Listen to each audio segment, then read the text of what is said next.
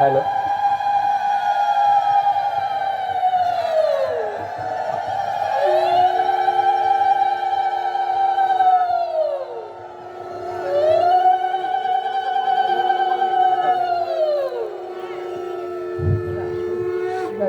আমাদের মধ্যে ইতিমধ্যে এসে উপস্থিত হয়েছেন রাষ্ট্রীয় সন্ত পরম পূজ্যপদ পরশর মহারাজকে বরণ করবেন রমা হালদার রায়। সত্যি আমরা খুব গর্বিত যে উনি ওনার মূল্যবান সময় নষ্ট করে আমাদের মধ্যে এসে উপস্থিত হয়েছেন। আমরা এখানে যারা সবাই আছি সকলেই আমরা গর্বিত আমরা মহারাজকে কাছে পেয়ে।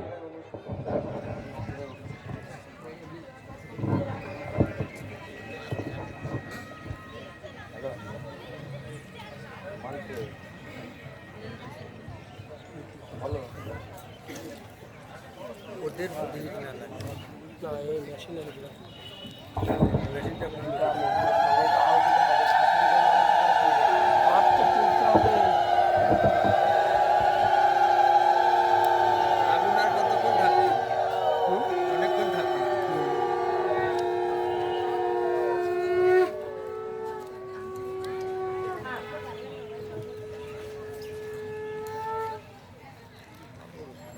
আমাদের আজকের যে এই হিন্দু সম্মেলনের বিশেষ অনুষ্ঠান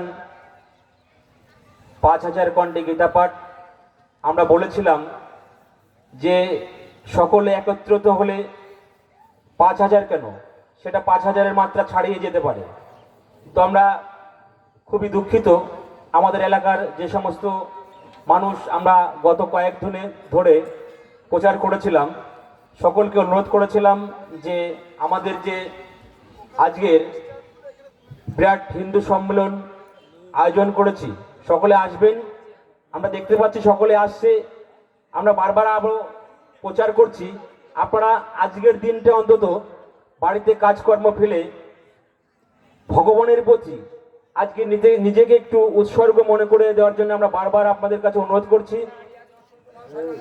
সমস্ত এলাকাবাসীদের কাছে আমরা অনুরোধ করছি আপনারা এগিয়ে আসুন।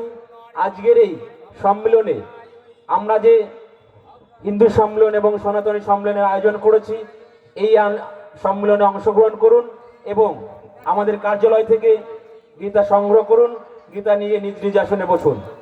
আমরা আমাদের অনুষ্ঠান শুরু করতে চলেছি। আমাদের মধ্যে যিনি পাঠ করবেন, পাঠ শুরু করতে চলেছে এবং উনি পাঠ করবেন। সকলেই যারা গীতা এখানে পেয়েছেন, আপনারা সকলে গীতা পেয়েছেন তো? তাহলে গীতাটা খুলে উনি যে অধ্যায় থেকে পাঠ করবেন, মাইকে বলছে সেই অধ্যায়টা বের করে উনি যখন বলবে সেটা আপনারাও সঙ্গে সঙ্গে বলবেন। জয় নিতাই। ওম শ্রী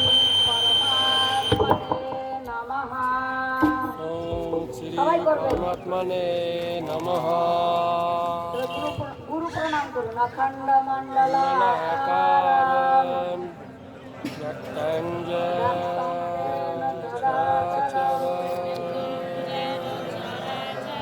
তৎপদং দর্শিতং येन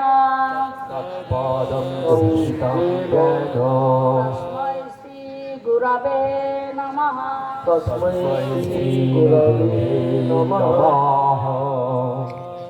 কৃষ্ণায় বাসুদেবায় পরমাত্মনে প্রণত ক্লেশনাশায় গোবিন্দায় নমো নমঃ। গোবিন্দায় নমো নমঃ। বৃন্দাবৈ তুলসী দেবৈ বৃন্দাবৈ তুলসী দেবায় ওই কেশবাশ্রজা কেশবশ্চ বিষ্ণু ভক্তি প্রদে দেবী বিষ্ণু ভক্তি পদে দেবী। সত্যবতই নমো নমঃ সত্যবতী নমো নমঃ বংশাকল্পতরুর্ভশ্চ পঞ্চাকল্পতরুভ্যশ্চ কৃপাসিন্ধুভ্যেব চ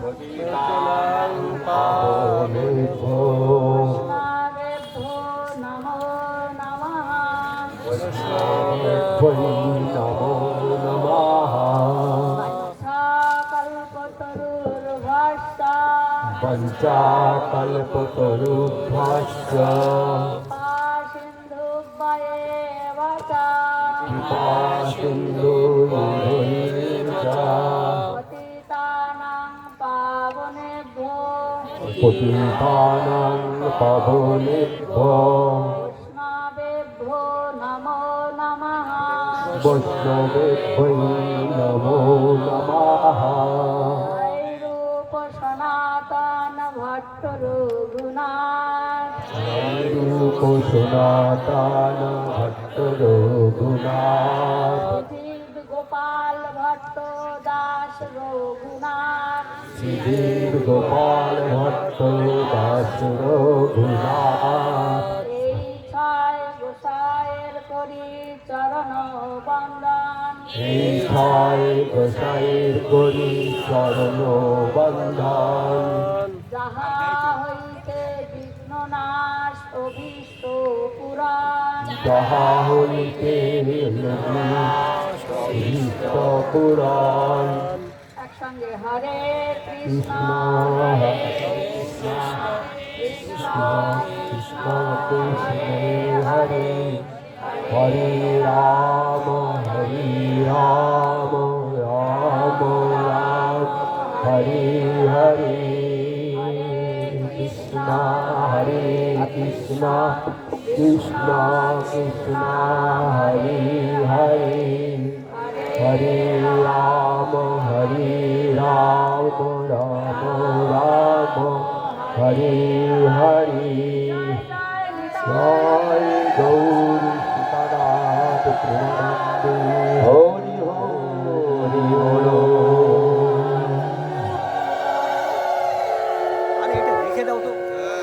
সবাইকে মাইকে লাইন করে দিয়ে দাও আমার মাইকে জোর করে দাও আমার গলা বসা সুজন ওই আসরের লাইনগুলো দিয়ে দাও মঞ্চে। ওই দুইজন মা বসে আছেন যারা গান করলেন যারা স্বেচ্ছাসেবকের দায়িত্বে আছেন তাদেরকে বলবো বাদ বাকি যে চটগুলো খালি আছে ওইগুলো পিছনে একটু ছড়িয়ে দেবে।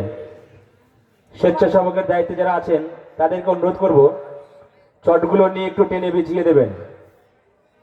এবং মা এবং বোনেরা এবং যারা এসছেন মাঠ প্রাঙ্গণে যারা গীতা পাননি আমাদের সামনে কার্যালয় আছে, ওখান থেকে নাম নথিভুক্ত করে গীতা নেবেন এবং আসরে অংশগ্রহণ করুন। রাধে রাধে আমার এই মাইকটা একটু টেস্ট করো তো ভাই গলা ধরে গেছে এই কটলেসের আওয়াজটা একটু বাড়িয়ে দে সুজন। আপনারা 132 পাতা বের করুন 132 পাতা তৃতীয় অধ্যায় পদ্য গীতা। আমরা এখানে সংস্কৃত পাঠ করব না, পদ্য গীতা পাঠ করব। সংস্কৃত লাস্টে 18 অধ্যায়ের 18টা শ্লোক পাঠ হবে পুরো গীতার উপরে, সেটা আমাদের পাঠ হয়ে যাবে। এখন আমরা তৃতীয় অধ্যায় কর্মযোগ। আপনারা আমার সঙ্গে আগে আমি 2 লাইন পড়ি, যে ছন্দে পড়বো যেভাবে পড়বো আপনারা ঠিক আমরা আবার পরে একসঙ্গে সেইভাবেই পড়বো। আগে আমি 4 লাইন পড়ে নিই। তৃতীয় অধ্যায় কর্মযোগ। অর্জুন কহিলেন, কর্ম হতে বুদ্ধি কৃষ্ণ যদি হয় বড়, যুদ্ধ তরে তবে মরে কেনে আজ্ঞা করো। বিবিধ বাচনে তব মনোমোহময়, দেখাও সঠিক পথ যাতে শ্রেয় হয়। এইভাবে আমরা গীত গীত সম্বোধনে গীতা হয়েছে। গীত মানে গান, ঠিক এরকম ছন্দ করে আমরা পড়বো, একসঙ্গে পড়বো। সবার জন্য গলার আওয়াজ থাকে। আমি মাঝে আমার মাইক বন্ধ করে দেখবো তোমরা পড়তে কিনা। সকলকেই পড়তে হবে।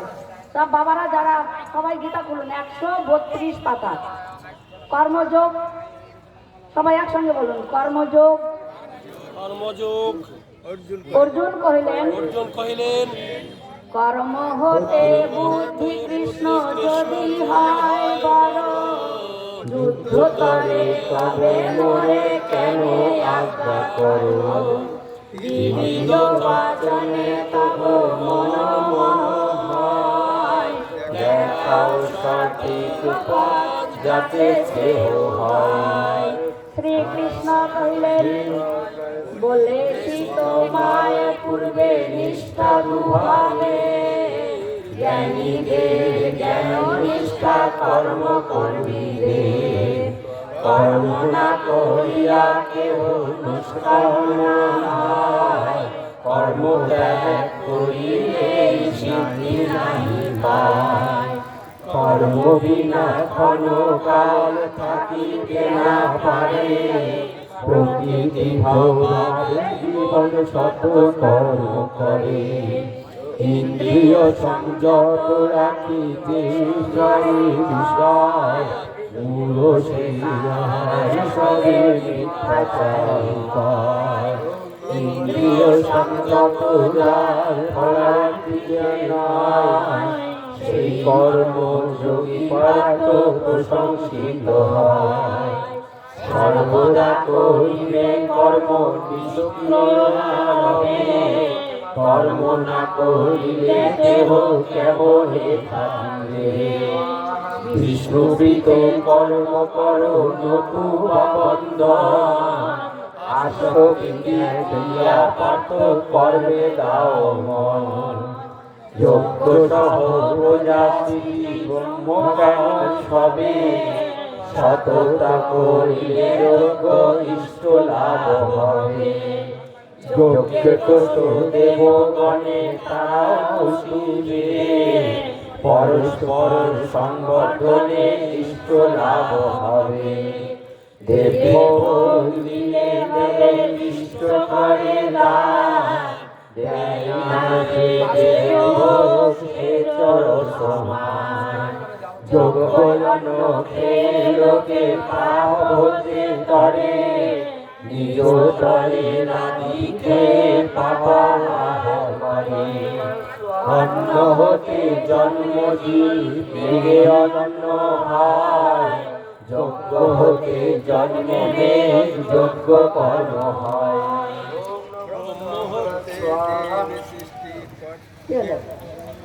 আমি তো সবাইকে শুনছি, কে ব্রহ্মতে সৃষ্টি কর্মবিভাসিত, সর্বপাপী ব্রহ্মরায়ে যজ্ঞে বহিষ্কৃত, কর্মচক্র পরিবর্তন পাপ সত্য বিফল জীবন, আত্মাতে মতি ফাঁকি থাকে যায়, কর্তব্য হইয়া কিছু থাকে না, কর্মে বা অকর্মে তার পাপ পুণ্য নাই, সিদ্ধি লাভে অনাশ্রয় নাহি চাহিদায়, অনাসক্ত হয়ে করো কর্ম অনুষ্ঠান,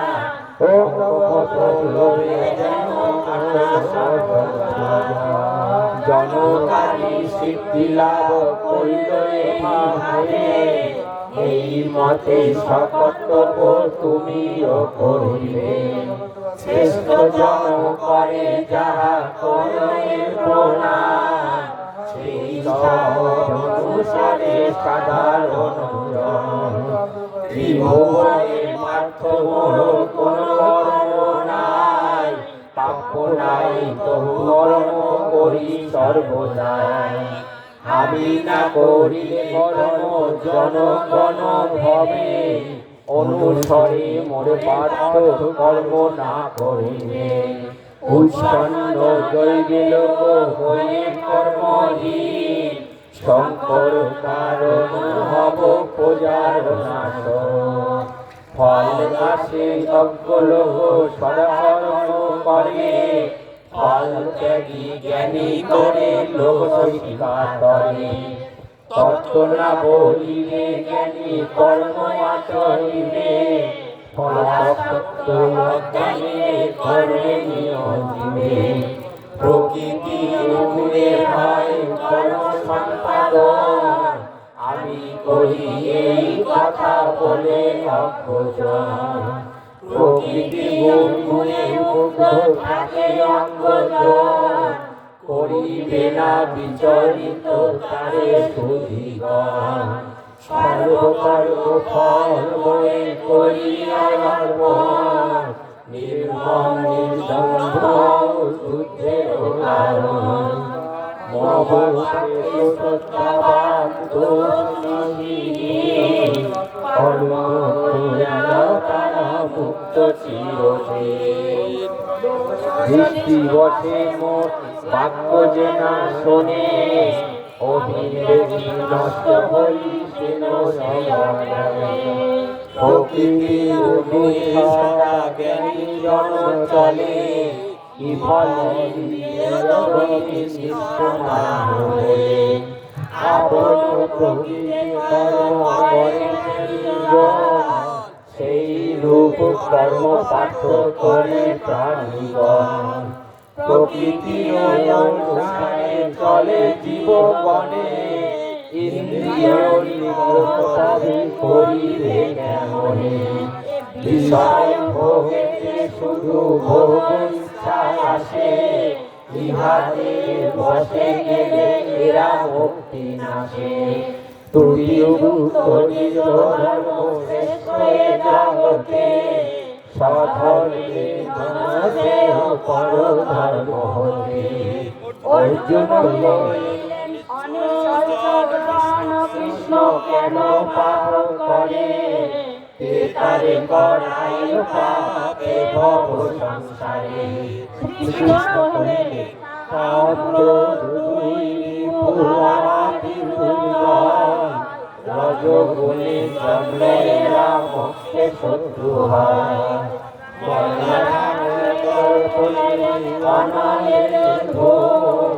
জড়ায়ু গর্ভে থাকে জ্ঞানে থাকে কাম চিরশত্রু এই কাম সদা অপূরণ হরায় জ্ঞানী জ্ঞান যেন তার অর্জন মনোবুদ্ধি ইন্দ্রিয়তে কামনা স্থান তাহা হইতে মনে করে জ্ঞান আচ্ছাদন আগে সাম্য করো পার্থ ইন্দ্রিয় নিশ্চয় তারপরে করে নির্বিজয় ইন্দ্রিয় সকল বড় মন কারো বড় মন হতে বুদ্ধি বড় আত্মা সর্বোপরি সর্বক্ষেত্রে শ্রেষ্ঠ আত্মা করিয়া নিশ্চয় কারো পার্থ কাম শত্রু জয় বলো গীতা মাতা কি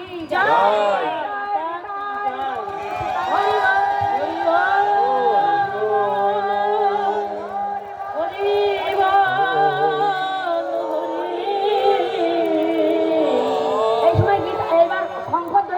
এবার চলুন 180 টাকা 180 টাকা দ্বাদশ অধ্যায় সবাই দেখুন 180 টাকা অথ দ্বাদশ অধ্যায় ভক্তি যোগ দ্বাদশাধ্যায়ো ভক্তি যোগ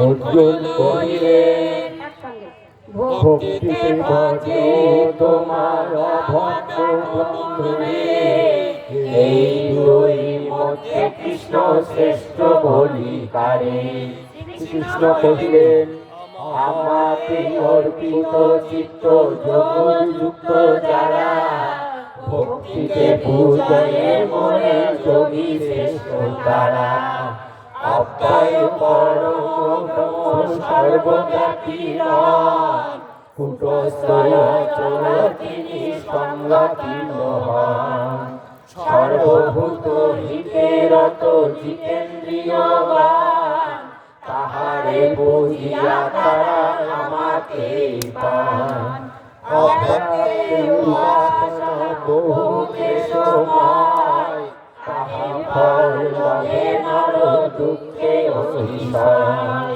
সর্বকর্ম সমর্পণ করিয়া আমারে, মন প্রাণ দিয়া পার্থ যারা ভয়ে মরে, তারা সবে হয় মোটে নিবেদিত প্রাণ, সংসার সাগর থেকে আমি করি প্রাণ।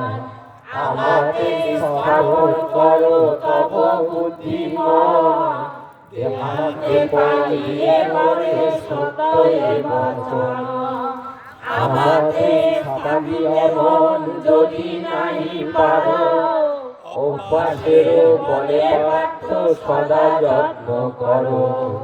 অভ্যাসের সামর্থ্য নইলে মোর প্রতি করে, মোর কর্ম তোর পুণ্য তোমারে। ইহাতেও যদি তুমি অসমর্থ হও, সর্বকর্ম ফল যদি পার্থ আমার উত্তর। উপায়ের বড় শ্রেষ্ঠ ধ্যান, শ্রেষ্ঠ ফল ত্যাগে শান্তি পান।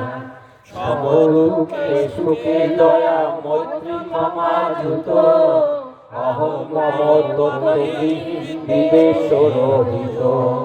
জিতেন্দ্রিয় সদা তুষ্ট সুদূর নিশ্চয়, মনোবুদ্ধি অর্পি মোরে প্রিয় ভক্ত হয়। উদ্বিগ্ন না করে আরে উদ্বিগ্ন না হয়, অশ্বদেশী ভয়মুক্ত ভক্ত মোর হৃদয়। নিরপেক্ষ সদা সুখী দক্ষ সর্বত্যাগী, সেই ভক্ত মোর প্রিয় যোগী। ইচ্ছাতে নাই যার নাহি শোক ভয়, শুভ শুভ পরিত্যাগী ভক্ত প্রিয় হয়। শীত উষ্ণ সুখ দুঃখ মন অপমান, শত্রু মিত্রে সমভাবে অনাসক্ত মন।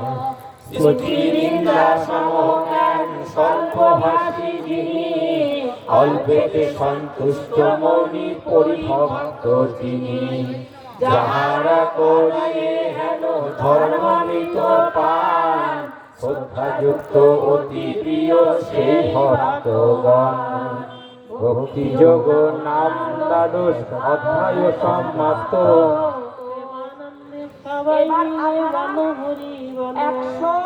হরিবল হরিবল 123 পাতা, 223 পাতা বের করুন, 223 পাতা।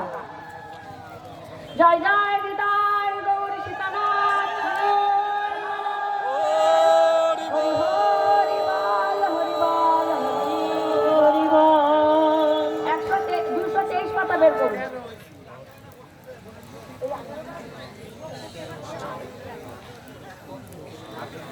পাঠ করুন।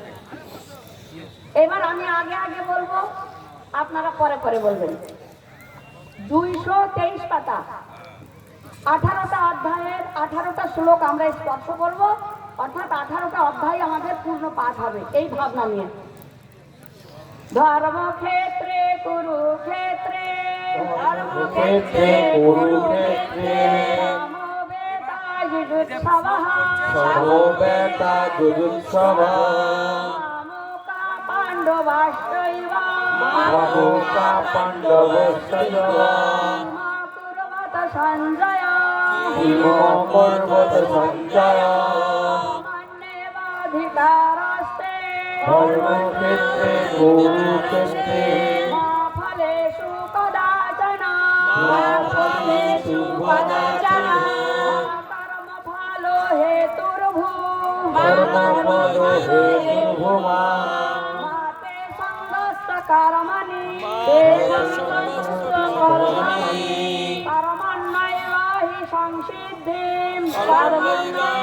সংসিদ্ধিম, আস্তিতা জানকাদয়, মাস্তিতা জনকরায়, সংগ্রহমেবাপি, লোক সংগ্রহেবাপি, পশ্যন কর্তুমর্হসি, সংরক্ষণ কর্তমহসি, এব কৃতম কর্ম এবং রক্ত কৃতম কর্ম পূর্বৈরপি মুমুক্ষুভি পূর্বেরপি মুমুক্ষুভিঃ কর্মৈব তস্মাৎ ত্বং কুরু কর্মেব তৎসত্তমঃ পূর্বৈ পূর্বতরম কৃতম পূর্বে পূর্বতর কর্মিতম। ও দাদা আপনি বিনা মাইকে করুন, বিনা মাইকে। ব্রহ্মণ্যধায় কর্মাণি ব্রহ্মণ্যধায় কর্মাণি ত্যক্তম সঙ্গম ত্যক্ত্বা করোতি ইয়ং সঙ্গম ত্যক্ত্বা করোতি ইয়ং পাপেন সপাপেন পাপেন শরণেন পদ্মপত্রমিবাম্ভসা পদ্মপত্রমিবাম্ভসা আত্মোপমেন সর্বত্র আত্মোপমেন সর্বত্র কামং পশ্যতি অর্জুন কামং পশ্যতি অর্জুন বা যদি বা দুঃখং যোগী পরমো মতঃ পরতরম নান্না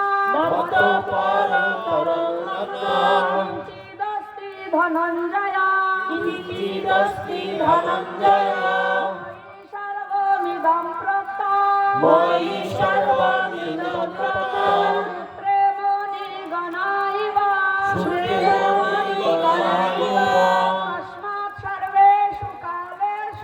তস্মাৎ সর্বেষু কালেষু মনুস্মর যুদ্ধ চ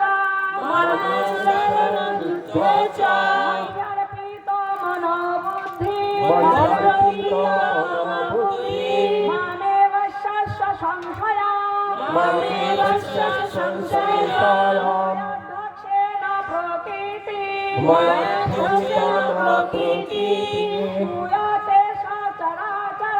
শ্রূয়তে সচরাচরম হেতুনানেন কন্তেয়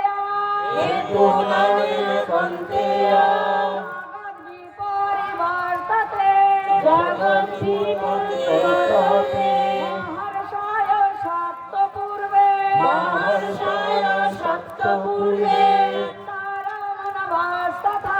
চত্তারো মনবস্তথা মদ্ভাবামানসা জাতা এষম লোক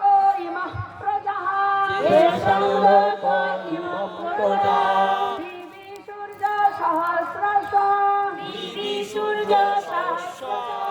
ভবেজ্জুগোপদুত্থিতা ভাষা দৃশি শাসাদ ভাষস্তস্য মহাত্মনঃ সংযমেন্দ্রিয় গ্রামা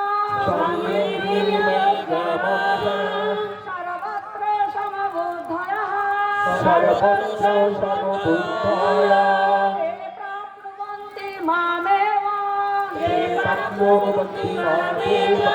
সর্বভূত হিতে রতঃ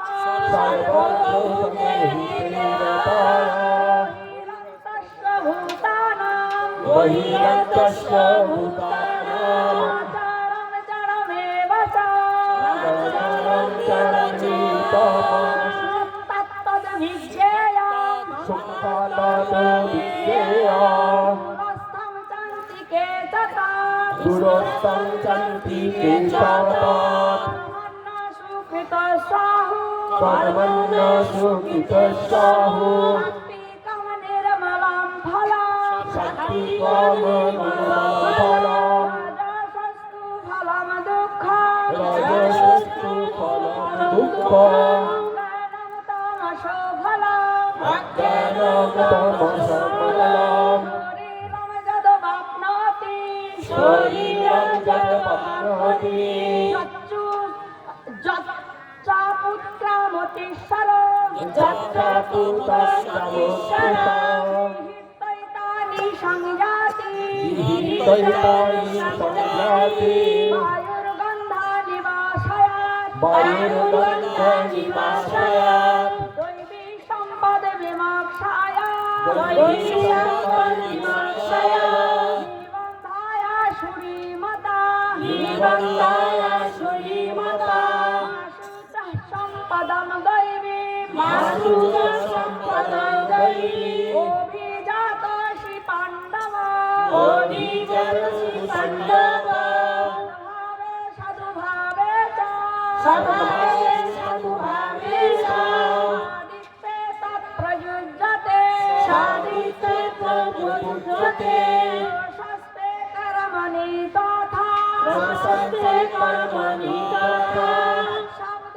পার্থ যুজ্যতে শাশ্বত পদ্মযুজ্যতে যোগেশ্বর কৃষ্ণ যোগেশ্বর কৃষ্ণ যত্র পার্থ ধনুর্ধরঃ দত্ত পার্থ ধনুর্ধর তত্র শ্রীর্বিজয় ভূতি তত্র শ্রী বিজয়ভূতি ধ্রুবাণী তির্মতির মম ভুবানীতি মতির্মম যত্র যোগেশ্বর কৃষ্ণ যত্র যোগেশ্বর কৃষ্ণ যত্র পার্থ ধনুর্ধর যত্র পার্থ ধনুর্ধর তত্র শ্রীবিজয় ভূতি তত্র শ্রী বিজয়ভূতি ধ্রুবাণী তির্মতির মম ভুবানীতি মতির্মম গীতা মাতা কি জয়। জয় নিতাই গৌর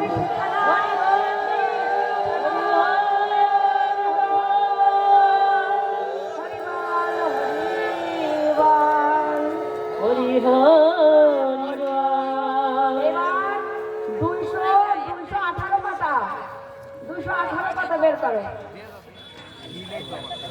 218 পাতা গীতা মাহাত্ম অনেক বড়, আমি মাত্র 2 পাতা পাঠ করব, 3 পাতা পাঠ করব। 218 পাতা।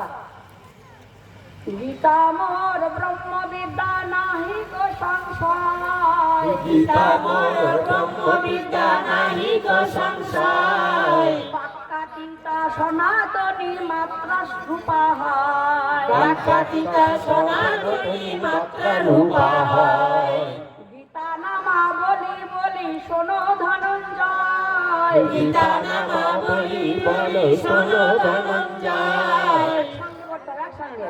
গীতা নামা বলি গীতা নামা বলি শোনো শোনো ধনঞ্জয় যাদের কীর্তনে পাপ সত্য হয় গঙ্গা গীতা স্বামী গীতা সত্য সতীব্রতা ব্রহ্মগীতা ব্রহ্ম বলি বিষণ্ণ হরদমাত্রা চিদানন্দা ভাবগ্নিনাশিনী এরত্রয়ী পরানন্দা তথার্থ জ্ঞানমঞ্জরি প্রত্যহ জগরে সমর্পা সিদ্ধি লাভ হয় পরে মনস্কার সম্পূর্ণ পড়িতে গীতা নাহি পারো যদি অর্ধেক পড়িলে ফল গোদাময় বলি বিভাগ করিলে পাঠ ফল সকল সরস পাঠেতে হয় কন্যা স্থান নিত্য পাঠে বিরতায় নিরবে চায় এক কল্প কাল পাতার কথা জানি পায় এক পাঠ করে ভক্তির সহিত রুদ্রলোকে প্রাপ্তি তার হইবে নিশ্চিত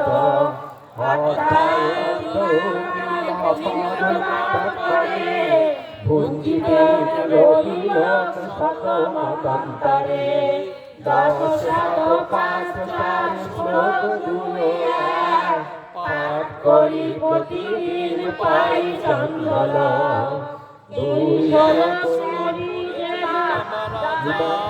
দুই শ্লোক পড়ি দেবা মারা যায় দেহ ত্যাগী সেই জন পর পর পায় মরিলে শুনিয়া গীতা মহাপাপী জন মহাপাপ ধুয়ে যায় মুক্তি ভাই হয় গীতা বুকে লয়ে করে প্রাণ বিসর্জন বিষ্ণুর সহিত বাস বৈকুণ্ঠে আমার সে জন জীবন ত্যাগে লয়ে গীতা ধার পুণ্য বলে সেই পুণ্য নব জন্ম পায়।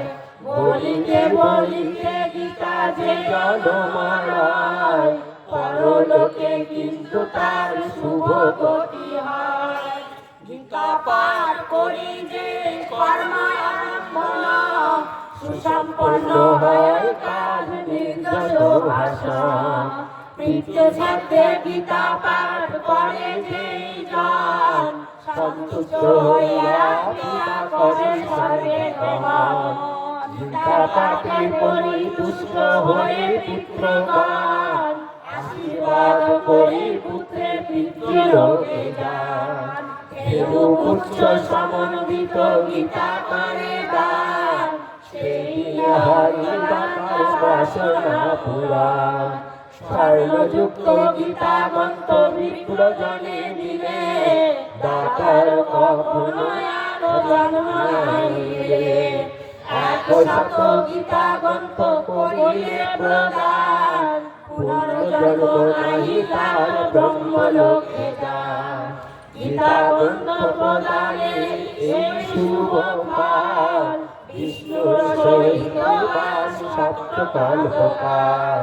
গীতা শুনি অর্থ বুঝি করে গীতা দান, তার প্রতি তুষ্ট রহে যেন ভগবান। বিজয়াদি চারি বর্ণ গীতা নাহি পড়ে, হস্তের ফেলিয়া সুধা বিশ্ববান করে।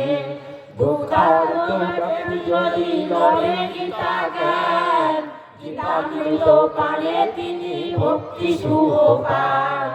জনকারী রাজগণ পড়িয়া গীতায়, বন্ধনবিহীন হয়ে সবে মুক্তি পায়। গীতা জ্ঞানে ভেদ নাই উচ্চ নিচ জনে, ব্রহ্মরূপ গীতা হয় তুল্য শ্রেষ্ঠ জ্ঞানে। নিন্দা করে গীতা গ্রন্থ অহংকার ভরে, অপ্রয়োজনে সেই বাস করে। দর্প ভরে গীতার অর্থ মানে না যে জন, অতি মূঢ় সেই জন নরকে পতন। কাছে নাহি নাহি করে গীতার শ্রবণ, বহুবার লভে জন সুবল ধন। গীতা গ্রন্থ চুরি করে শোনো তার ফল, পঠনাদি কর্ম যত তার বিফল। গীতার্থ শুনিয়া যারা আনন্দ না পায়, পাগলের সমতুল্য পাঠ বিহায়। গীতা পাঠ শুনি যে বা যাহা করে দান, সাদরে গ্রহণ করেন তাহা ভগবান। পাঠকের তো শুনে যদি দিয়া নানা দান, পরিতুষ্ট হন তাহে দেবনারায়ণ।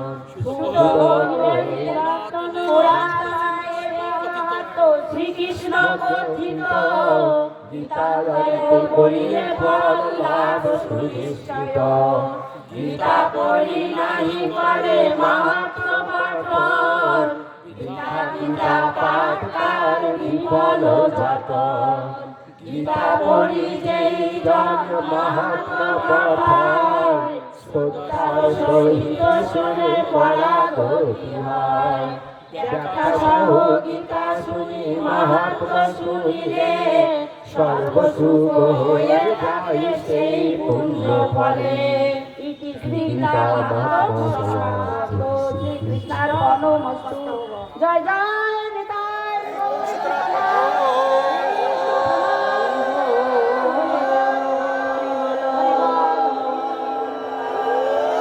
গীতা মাতা কি, গীতা মাতা কি, ভারত মাতা কি, মাতা কি, মাতা কি, মাতা কি, হিন্দু সনাতন ধর্ম কি, যজ্ঞ কি। ওম পূর্ণমাদা পূর্ণমিদং পূর্ণাৎ পূর্ণমুদ, এই মাইকটা দাও না। পূর্ণমুদাচ্যতে পূর্ণাশা পূর্ণমাদায় পূর্ণমেবাবশিষ্যতে। শিষ্যতে ওম অসতমা সদগমায় তমসোমা জ্যোতির্গমায় মৃত্যুর্মা অমৃতঙ্গমায় সর্বে ভবন্তু সুখিনঃ সর্বে সন্তু নিরাময়া সর্বে ভদ্রাণি পশ্যন্তু মা কশ্চিৎ দুঃখভাগ্ ভবেৎ। ওম পূর্ণমদঃ পূর্ণমিদং পূর্ণাৎ পূর্ণমুদচ্যতে पूर्णमेवावशिष्यते। ओम ब्रह्मार्पणं ब्रह्महवि ब्रह्माग्नौ ब्रह्मणाहुतं ब्रह्मैव तेन गन्तव्यं ब्रह्म कर्म समाधिना। ओम शांति शांति शांति। बोलो जोगेश्वर नारायण भगवान की जय। नारायण भगवान की जय। हिंदू सनातन धर्म की जय। हिंदू सम्मेलन की जय।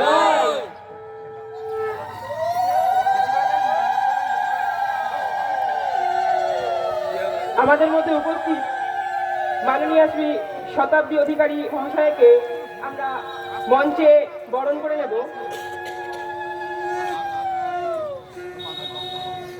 বরণ করবেন রমা রায়। প্রথমে আমাদের মধ্যে বক্তব্য রাখবেন মাননীয় শ্রী সুকান্ত মিত্র মহাশয়। তাকে বক্তব্য দেওয়ার জন্য আহ্বান জানাচ্ছি।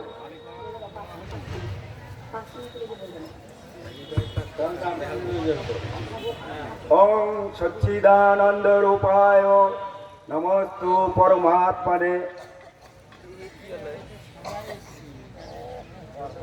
সাগর যার চরণ বিধৌত করে, হিমালয় যার মুকুট,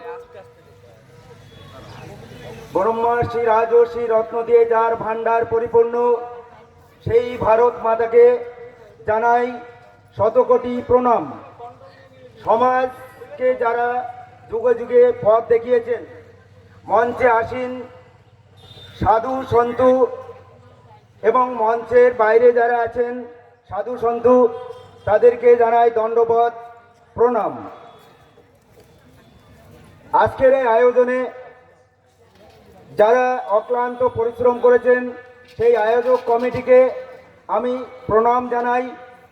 আর দূর দূরান্ত থেকে আগত যেসব মাতা ভগিনী, ভ্রাতা, পিতৃস্থানীয় যারা আজকে এখানে এক আনন্দ ক্ষেত্র, এক মিলন ক্ষেত্র, এক বৌদ্ধিক ক্ষেত্রে পরিণত করেছেন, তাদেরকে জানাই আমার প্রাণ ভরা প্রণাম এবং ভালোবাসা।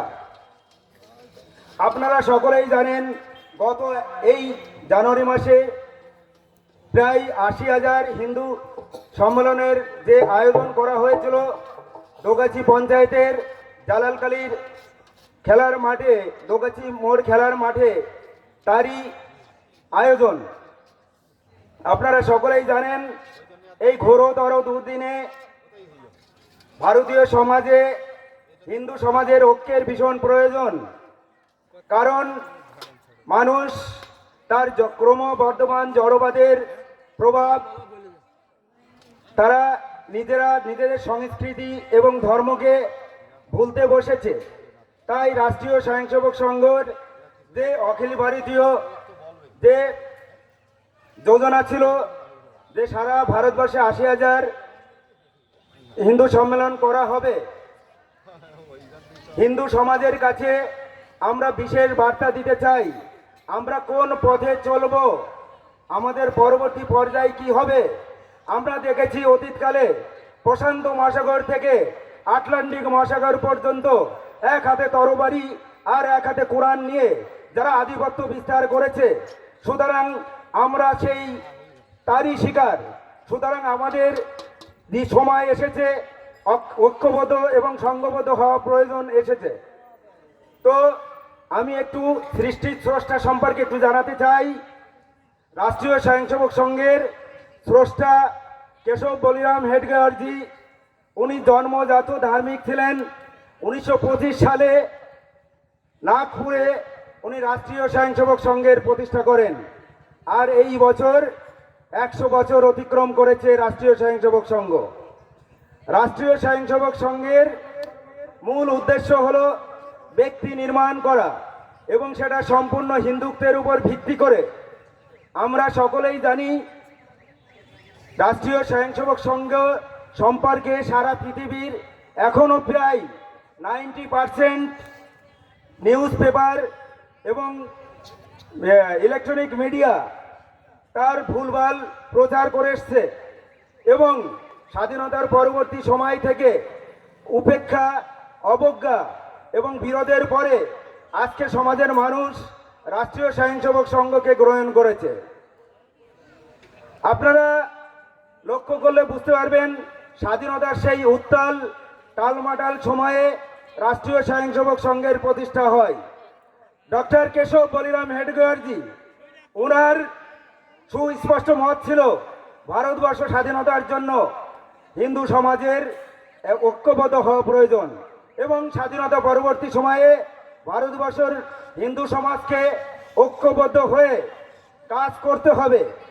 আর ভারতবর্ষ বিভিন্ন ভাষা, বিভিন্ন প্রদেশ, বিভিন্ন খাদ্যাভ্যাস, বিভিন্ন পোশাক, বিভিন্ন আচার পদ্ধতিকে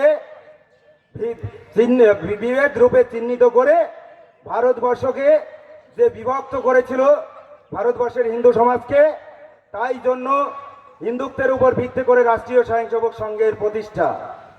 সুতরাং শুধু রাষ্ট্রীয় স্বয়ংসেবক সংঘের প্রতিষ্ঠা করলেই হবে না, সমাজে ভালো গুণবান ব্যক্তির প্রয়োজন। গুণবান ব্যক্তি যদি না হয় সমাজের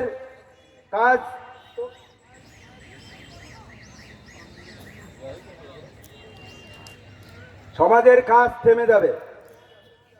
তার জন্য রাষ্ট্রীয় স্বয়ংসেবক সংঘের কেশব বলিরাম হেডগেওয়ারজির খুব দূরদৃষ্টি চিন্তাভাবনা ছিলেন। এই জন্য তিনি তৈরি করেছিলেন দৈনন্দিন শাখা। আপনারা হয়তো কেউ জানেন বা কেউ জানেন না, দৈনন্দিন শাখাতে অ্যাকচুয়ালি যেটা হয় সেখানে কিছু খেলাধুলা, যোগব্যায়াম, কিছু শরীরচর্চা, দণ্ড চালনা, এসবের মাধ্যমে কিছু শারীরিক বিকাশ যাতে ঘটে। এছাড়াও আমাদের এখানে যেটা করা হয় সেটা বোধ কথা, কিছু নীতিমূলক কথা। তার মানে আমরা বুঝতেই পারছি এই দুটো জিনিসে যদি ডেভেলপ হয় তাহলে সেই মানুষের গুণবত্তা বেড়ে যেতে পারে। তো এর বাইরেও আমরা যে খুব সাধারণ কিছু বিষয় নিয়ে দৈনন্দিন শাখা চালাই, তার থেকেও খুব সুন্দর ব্যবস্থা হয়তো বাইরে আছে। কিন্তু আমাদের এখানে যেটা করানো হয় সেখানে প্রতিদিন রাষ্ট্রের নামে প্রার্থনা করা হয়, ভারত মাতাকে রক্ষা করার নামে কমিটমেন্ট রাখা হয়। সেই জন্য এখানে আসা মানে একটা শক্তিস্থল। এখানে যারা আসবেন তাদের চিন্তা চেতনা এবং তাদের বোধ অনেক বেড়ে যায়। আমরা জানি কোনো ভালো কাজ হতে গেলে তার উপহাস, বিরোধ, অবজ্ঞা এবং শেষে গ্রহণ করা। রাষ্ট্রীয় স্বয়ংসেবক সংঘ আজকে মানুষের প্রাণের সংগঠন হয়ে উঠেছে। আর রাষ্ট্রীয় স্বয়ংসেবক সংঘের থেকে যে গুণবত্তা বেড়ে যায় সেই সব মানুষরা দেখতে পেয়েছি আমরা। কোথাও ট্রেন অ্যাক্সিডেন্ট, কোথাও ভূমিকম্প, তখন দেখা যায় তারা সেখানে এসে সেবামূলক কাজের সঙ্গে যুক্ত হয়ে যায়। আর রাষ্ট্রীয় স্বয়ংসেবক সংঘ শতবর্ষ পূর্তি উপলক্ষে জনজাগরণের উদ্দেশ্যে কিছু বার্তা দেওয়ার জন্য পঞ্চ পরিবর্তনের কথা সামনে আনা হয়েছে। তার পঞ্চ পরিবর্তনের প্রথম পরিবর্তন হলো সামাজিক সমরসতা। সামাজিক সমরসতা আমরা জানি অতীতকাল থেকে সমাজের বিশেষ অংশকে অস্পৃশ্য করে বাইরে রাখা হয়েছিল শিক্ষা দীক্ষা। এবং আমরা দেখেছি এখনো পর্যন্ত পশ্চিমবাংলাতে বিভিন্ন জায়গাতে আদিবাসী সমাজের জন্য আলাদা শ্মশান, বৈশ্য সমাজের জন্য আলাদা শ্মশান এবং ব্রাহ্মণ সমাজের জন্য আলাদা শ্মশান। এইসব বিভেদ কাটানোর জন্য সামাজিক সমরসতা একটা বিন্দুকে সামনে রাখা হয়েছে। এর জন্য একটা বিভাগও রাষ্ট্রীয় স্বয়ংসেবক সংঘ রেখেছে। আর আমরা কুটুম্ব প্রবর্তন একটা বিন্দুকে সামনে এনেছি মানুষের সামনে। সেটা হলো আমরা দেখতে পাই বিভিন্ন নগরায়ন এবং বিভিন্ন তাদের লোভের কারণে তারা অর্থ ছাড়া আর কিছুই চেনে না, পরিবারগুলো ভেঙে গেছে। তো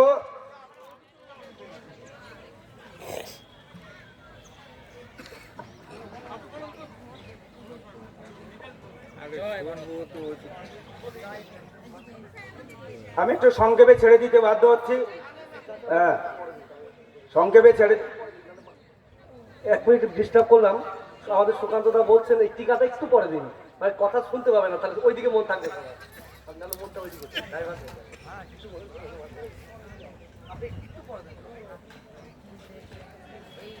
আমরা কুটুম্ব প্রবর্ধন যেটা বলছি সেটা পরিবার প্রবর্ধন। আমরা এখনো দেখতে পাই যে সন্তান কিভাবে বাবার সঙ্গে কি শব্দ প্রয়োগ করতে হবে সেটা জানে না, বাবা নিজেই জানে না পুত্রের সঙ্গে ভাইয়ের সঙ্গে কি শব্দ চয়ন করে কথা বলতে হবে। সুতরাং এটাকে আমরা সামনে এনেছি, এটার জন্য আমাদের একটা বিভাগ আছে। আরেকটা বিভাগ খুবই গুরুত্বপূর্ণ।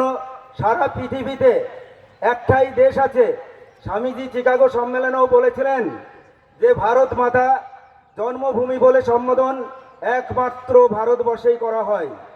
তো এই ভারত ভূমি, মাতৃভূমিকে রক্ষা করার জন্য আমরা যেটা সামনে এনেছি পর্যাবরণ পরিবেশ রক্ষা। আমরা প্লাস্টিক যেখানে সেখানে আমরা ফেলবো না, আমরা জলের অপচয় করব না, এই সব জিনিসগুলো আমাদের সামনে আনা হয়েছে। এর জন্য একটা বিভাগও সামনে আনা হয়েছে। তো আমাদের আরেকটা যেটা রয়েছে সেটা হচ্ছে নাগরিক কর্তব্য। আমরা হামেশাই দেখতে পাই রাস্তাঘাটে যে কোনো গুরুজনদেরকে সম্মান দেওয়া তো হয় না, এবং কোনো বাস বা কোনো ট্রেনে যে গুরুজন দাঁড়িয়ে আছেন তাদেরকে আমাদের বসার ব্যবস্থা করে দিতে হবে। এটা একটা নাগরিক কর্তব্যের মধ্যে পড়ে। তো গুণবত্তা যদি তৈরি হয় মানুষের মধ্যে, তাহলে এটাও সমাজে তার ইফেক্ট হবে। আর একটা বিন্দু আমাদের সামনে যেটা আছে স্বয়ের ভাবনা। আমাদের নিজস্ব সংস্কৃতি এবং নিজস্ব সম্পদ যেটা আছে তার প্রপার ইউটিলাইজেশনের মাধ্যমে আমরা আর্থিক দিক দিয়ে সারা পৃথিবীতে আমরা একটা টেক্কা দিতে চাই, এবং আমাদের সংস্কৃতি সারা পৃথিবীর মধ্যে সবথেকে বড় সংস্কৃতি। এই সংস্কৃতিকে সকলের সামনে তুলে ধরতে চাই। সুতরাং সাধু সন্ত মহন্ত সমাজের গুরুজন যারা আছেন তারা এই পঞ্চ পরিবর্তনের কথা নিয়ে নিজেরাও চর্চা করতে শুরু করেছেন, এবং তারা নিজেরাও বলছেন এইগুলো যদি 20%ও যদি প্রয়োগ হয় তাহলে সমাজের আমূল পরিবর্তন হওয়া সম্ভব। সুতরাং বিগত 100 বছর ধরে রাষ্ট্রীয় স্বয়ংসেবক সংঘের যে কর্মযজ্ঞ চলছে, সেই কর্মযজ্ঞের মাধ্যমে ম্যান মেকিং ফ্যাক্টরি, মানুষ তৈরি করার যে কারখানা, আপনারা সকলেই এই সভা থেকেই একটা শপথ নিন।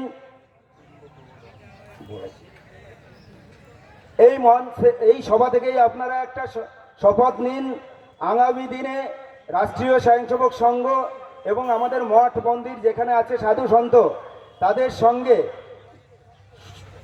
গভীর সম্পর্ক করে আমাদের সমাজকে সামনের দিকে এগিয়ে নিয়ে যাওয়ার জন্য এবং এই রাষ্ট্রকে বিশ্বগুরুর আসনে তুলে আনার জন্য সেই সংকল্প নিন। এই বলে আমি আমার বক্তব্য শেষ করছি। আমি কয়টা ধ্বনি দেবো, আপনারা দেবেন। ভগবান রামচন্দ্র কি, ভগবান রামচন্দ্র কি, ভগবান রামচন্দ্র কি, জয় শিবাজি, শিবাজি মহারাজ কি, ভারত মাতা কি।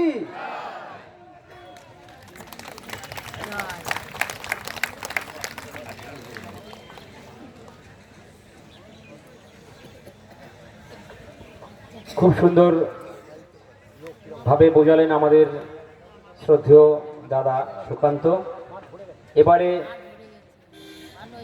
আপনাদের সামনে বক্তৃতা রাখবেন মাননীয়া শতাব্দী অধিকারী।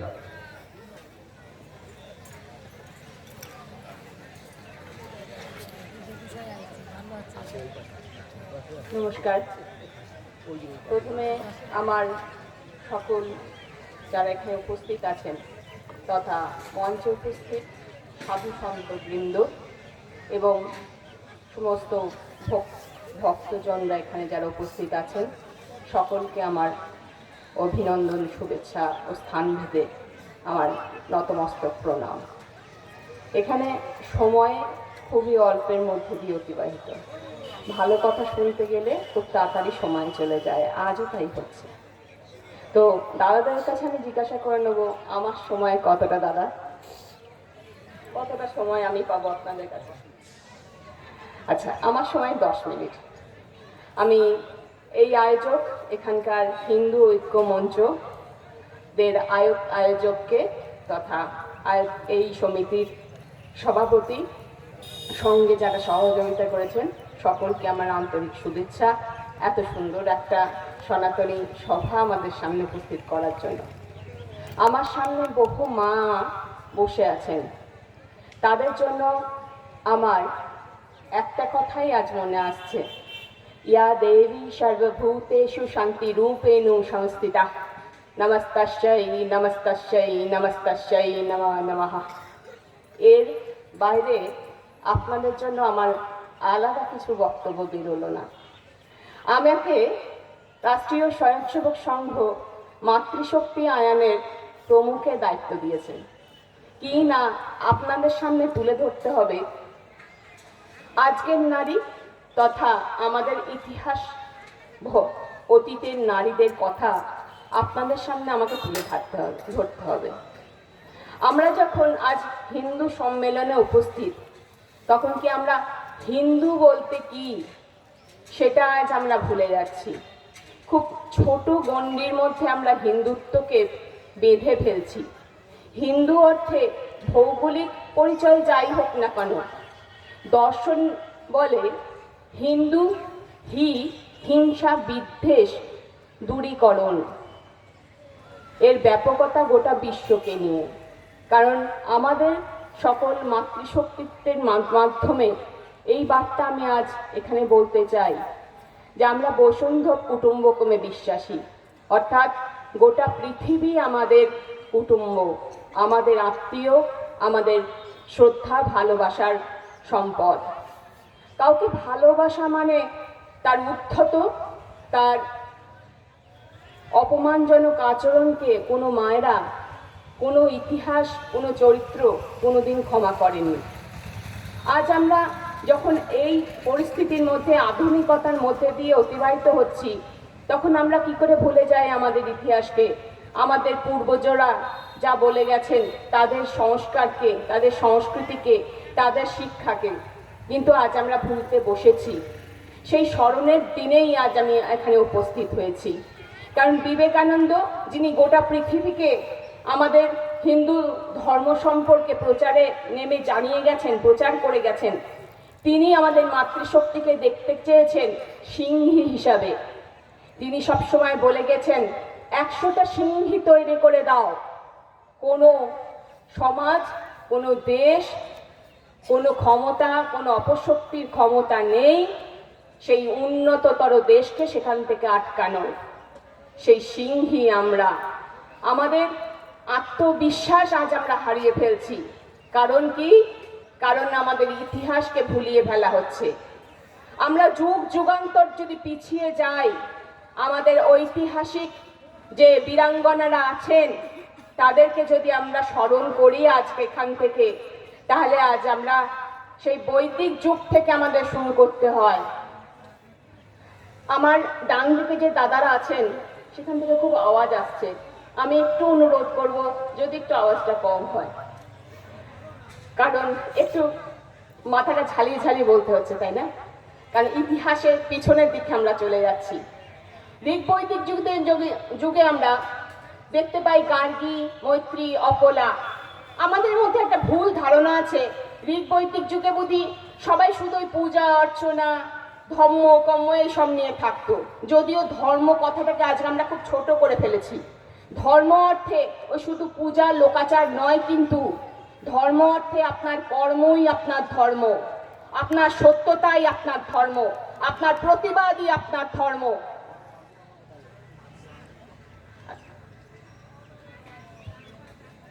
সত্যের পথে এগোনোই আপনার ধর্ম। আপনার শিশুকে, আপনার সন্তানকে, আপনার আগামী প্রজন্মকে সত্যের দিশা দেখানোই আপনার ধর্ম। কিন্তু সেখান থেকে আজ আমরা পিছিয়ে আসছি, আমরা স্বার্থপর স্বার্থন্বেষী জাতিতে পরিণত হচ্ছি। তো যেটা বলতে যাচ্ছিলাম, গার্গী, মৈত্রী, অপলা তারা কিন্তু সেই সময় সেই সমাজকে, সেই রাজ্যকে, সেই দেশকে দিশা দেখিয়েছিলেন। গার্গী একজন মহিলা হয়ে সেই ঋষি সন্তদের সমাজ ব্যবস্থার, সেই রাজত্বে সেই সময় তিনি প্রশ্ন তুলেছিলেন ভরা রাজসভায় যে পৃথিবী কিসের দ্বারা আবৃত। এটা কিন্তু বৈজ্ঞানিক ব্যাখ্যা, কোনো অযৌক্তিক কোনো প্রশ্ন নয়। এ প্রশ্নের উত্তর গোটা সমাজ, গোটা রাজসভা দিতে পারেনি, মাথা নত করেছে একটা নারীর প্রশ্নের সামনে। গার্গী তার স্বামীকে বলেছে, অর্থের কাছে কি অমরত্ব বিক্রি হয়ে যাবে? অর্থ কি কখনো অমরত্বকে পাইয়ে দিতে পারে? তার স্বামী সে উত্তর দিতে পারেনি। সেখানে তার যুক্তি গোটা সমাজকে মাথা নত করতে বাধ্য করেছে। আমরা যদি আরো চলে আসি, সীতা, দ্রৌপদী, কুন্তী, এদের সময় আপনি চলে আসুন। কুন্তী যদি তার পঞ্চ পাণ্ডবকে শিক্ষায় শিক্ষিত না করত, সে বীর যোদ্ধা না বানাতো, কুরুক্ষেত্রের যুদ্ধে তারা অপরাজেয় হতো না। যদি দ্রৌপদী ভরা রাজসভায় তার অপমানের প্রতিশোধ বলবো না, ধর্ম স্থাপনের জন্য সেই পণ না নিত, তাহলে আজ কুরুক্ষেত্রের যুদ্ধ হতো না। ভাগবতে যে আমরা আজ গীতা পাঠ করলাম এই পূর্ণ ভূমিতে থেকে, সেই গীতার শ্লোক আজকে আমরা এখানে বসে পড়তে পারতাম না, কারণ কুরুক্ষেত্রে যুদ্ধ হয়েছিল। শ্রীকৃষ্ণ অর্জুনকে সেই গীতার বাণী বলেছিল বলেই আজকে আমরা সেই বাণী আমরা এখানে বসে পড়তে পারছি। তো একজন মহিলা, একজন মাতৃশক্তি সমাজকে যে অধর্মের বিরুদ্ধে কিভাবে ধর্মকে প্রতিস্থাপন করতে হয় সেই পণ তিনি রেখে গেছেন। সীতাকে আমরা সব সময় দেখে এসেছি, তিনি করুণার, তিনি মাতৃত্বের, কিন্তু তাকে যখন অগ্নি পরীক্ষা দিতে বলা হয়েছিল, সে অন্যায়ের বিরুদ্ধে প্রতিবাদ স্বরূপ তিনি দেখিয়ে গেছেন সমাজকে কিভাবে প্রত্যাখ্যান করতে হয়। তার এতটুকু দৃঢ়তায়, তার মস্তিষ্কে দুর্বলতায় কাঁপেনি, তিনি সঙ্গে সঙ্গে সমাজকে প্রত্যাখ্যান করেছেন, ধরিত্রীকে ভাগ হতে বলেছেন, তিনি অন্তর্ধান হয়েছেন। আরো পরে নেমে আসুন ঔপন্যাসিক যুগগুলোয়, সেখানে ঝাঁসির রানী লক্ষ্মীবাই, রানী দুর্গাবতী, তারা যে তরোয়াল ধরেছিল, ঝাঁসির রানী লক্ষ্মীবাই সে তার পিঠে তার সন্তানকে বেঁধে দিয়ে তার রাজত্ব যাতে বৈদেশিক আক্রমণের হাতে না চলে যায় তার জন্য সে প্রতিবাদ করেছিল। সে বলেছিল মেরি ঝাঁসি নেই দুঙ্গি। কণ্ঠ তার কাঁপেনি, করুণায় সে দুর্বল হয়নি, সে আত্মসমর্পণ করেনি, সে তার অধিকার ছিনিয়ে নিতে চেয়েছিল। স্বাধীনতার আগে বহু মায়ের আমাদের লড়াই করে গেছে, তাদের প্রাণ দিয়ে গেছে। কি জন্য? না এই দেশ, এই ভারত, যেখানে আমরা একমাত্র, পৃথিবীর একটা মাত্র দেশ যেখানে আমরা দেশকে আমরা মা হিসাবে গণ্য করি, যেখানে আমরা প্রকৃতিকে আমরা মা হিসাবে গণ্য করি, নদীকে আমরা মা হিসাবে পুজো করি, সেই ভারতকে যাতে বৈদেশিক আক্রমণের হাতে তুলে দিতে না হয়, তেমনই আজ এক বীরাঙ্গনার কথা আপনাদের কাছে তুলে ধরব। ননিমালা দেবী, কোথায় বাড়ি ছিল তার? খুব কাছে, হাওড়ার বালিতে তার বাড়ি ছিল। 13 বছর বয়সে তার বিয়ে হয়েছিল, 16 বছর বয়সে স্বামী মারা গেছিল। তখন বেশিরভাগই এরকমই হতো। স্বামী যখন মারা গেল সে বৈধব্য আচরণ পালন করতে লাগলো। তার ভাইপো বিপ্লবী আন্দোলনের সঙ্গে যুক্ত হলো। বিপ্লবী আন্দোলনের সঙ্গে যুক্তের ফলে পিসি তার সমস্ত কিছু কার্যকলাপ জানতে পারলো এবং তাকে সাহায্য করতে লাগলো। ফলস্বরূপ সে তাদেরকে সাহায্যার্থে কি করলো, যখন তার ভাইপো কিংবা তার সঙ্গীরা অ্যারেস্ট হলো, ব্রিটিশদের কারাগারে ভর্তি হলো বা তাদেরকে ধরে নিয়ে যাওয়া হলো, খবর আদান প্রদান করতে হবে। কে করবে? ননিমালা দেবী। কিভাবে করবে? বিধবা চিনে ফেলবে। একজন বিধবা ঘর থেকে বেরিয়েছে সেই সময়, সময়টা মনে রাখবেন, এখনকার সময়ের সঙ্গে তুলনা করবেন না। ভারত স্বাধীনের আগে অনেক বিধিনিষেধ, অনেক কুসংস্কার, অনেক শিক্ষার যে নিচুতা ছিল, তখন শিক্ষা তো বিস্তার লাভ করেনি। সেই মুহূর্তে সে কি করলো? একজন বিধবা হয়েও সাদা থান ছেড়ে লাল পাড় সাদা শাড়ি পরে হাতে শাখা পলা পরে মাথায় সিঁদুর দিয়ে বিবাহিত নারী সেজে সে গেল খবর আদান প্রদান করতে। তাকে যখন পুলিশে সেই খবর পেয়ে ধরলো এবং কারাগারে ভর্তি পুরলো, তার কাছ থেকে যখন বিভিন্ন খবর জানতে চাইলো বিপ্লবী কার্যকলাপের জন্য, তখন যখন সেই খবর দিতে রাজি হলো না, ফলস্বরূপ তার গোটা গায়ে গোটা শরীরে লঙ্কার গুঁড়ো লঙ্কা বাটা মাখানো হলো। তাতেও যখন কোনো খবর পেল না, তখন ভালো করে শুনবেন মায়েরা, এ দুর্ধর্ষ কাহিনী আমরা বোধহয় আজ এই বীরাঙ্গনার মতো এখনো হয়ে উঠতে পারিনি, যদিও এই আগুন আমাদের প্রত্যেকের মধ্যে রয়েছে। ইউটিউব কি বলছো তুমি? তার জনিতে প্রত্যেক দিন এক বাটি করে লঙ্কা বাটা পুড়ে দেয়া হতো। এই ইতিহাস আমাদের জানানো হয় না। এমনই বহু নারীর কথা আমাদের ইতিহাস আমাদের ভারতবর্ষে রয়েছে, যেগুলো আমাদেরকে দমন করার জন্য, মাতৃশক্তিকে দমন করার জন্য লুকিয়ে রাখা হয়েছে। যেগুলো বিদেশি আক্রমণ ঘটেছে, শক, হুন, পাঠাল, ব্রিটিশ, তাদের দ্বারা, সেইগুলো উত্থাপনের দ্বারা আমরা তাদের বংশধর। বিবেকানন্দ বলে গেছেন, আমরা দেব শিশু, আমরা মা দুর্গার অংশ, আমরা মা দুর্গা পুজো করি। মাগো, কি শিক্ষা নেই মায়ের কাছ থেকে? মা দুর্গাকে কখন সৃষ্টি করা হয়েছিল? যখন গোটা দেবকুল অসুরের সঙ্গে পারছিল না, তখন মা দুর্গাকে সৃষ্টি করা হয়েছিল। সেই মা দুর্গার অংশ আমরা, আমাদের মধ্যে সেই আত্মশক্তি, আত্মার আগুন সবকিছু রয়েছে। মাতৃশক্তি একমাত্র পৃথিবীর শ্রেষ্ঠ সেই জাতি যে সৃষ্টির ধারক, আর কেউ পারে না সে সৃষ্টি করতে। স্রষ্টা এমনই এক মাতৃশক্তি আমাদেরকে বানিয়ে দিয়ে গেছে, একমাত্র আমরাই সৃষ্টির বাহক। আমরা রুদ্রাণী, আমরা অহং রুদ্রাণী রুদ্রায়, আমরাই সৃষ্টি করতে পারি, আমরাই ধ্বংস করতে পারি। সেই ধ্বংসের থেকে আবার আমরা সৃষ্টি করতে পারি, সেই ক্ষমতা মাতৃশক্তির রয়েছে। কিন্তু আজকের সমাজ, আজকের মাতৃশক্তিকে পঙ্গু করে রাখা হয়েছে। বিবেকানন্দ বলে গিয়েছেন, কখনো একটা পাখি একটা ডানায় ভর দিয়ে চলতে পারে না, দুটো না হলে পাখি কখনো উঠতে পারে না। কিন্তু আজকের সমাজে মাতৃশক্তিকে সেই নমনীয় বলা হয়, তুমি নারী, তুমি শান্ত থাকো, তুমি চুপ থাকো। নারী চুপ থাকবে, নারী শান্ত থাকবে, কিন্তু প্রতিবাদ করতে ভুলবে না। অন্যায়ের প্রতিবাদ করাই ধর্ম, এটা গীতায় বলেছে, আমি বলিনি। প্রতিরোধ, প্রতিবাদ করাই ধর্ম, আর নমনীয়তা, অন্যায় মেনে নেওয়াই অধর্ম। আজকের সমাজ তার সন্তানের জন্য কি রেখে যাচ্ছে? আমার আজ এত মায়েরা এখানে উপস্থিত, আমার দাদা ভাইদের থেকেও এখানে আমার মায়েদের উপস্থিতি অনেক বেশি। সেই মায়েদের কাছে আজ আমার প্রশ্ন থাকবে, আগামী প্রজন্মকে আপনারা কোন সমাজ দিয়ে যাবেন? আপনার সন্তানকে আপনারা কোন সমাজের কাছে রেখে যাবেন? কি শিক্ষা দিচ্ছেন সন্তানদের? জানিয়েছেন আমাদের পূর্বজ কারা ছিল, আমাদের ইতিহাস কি?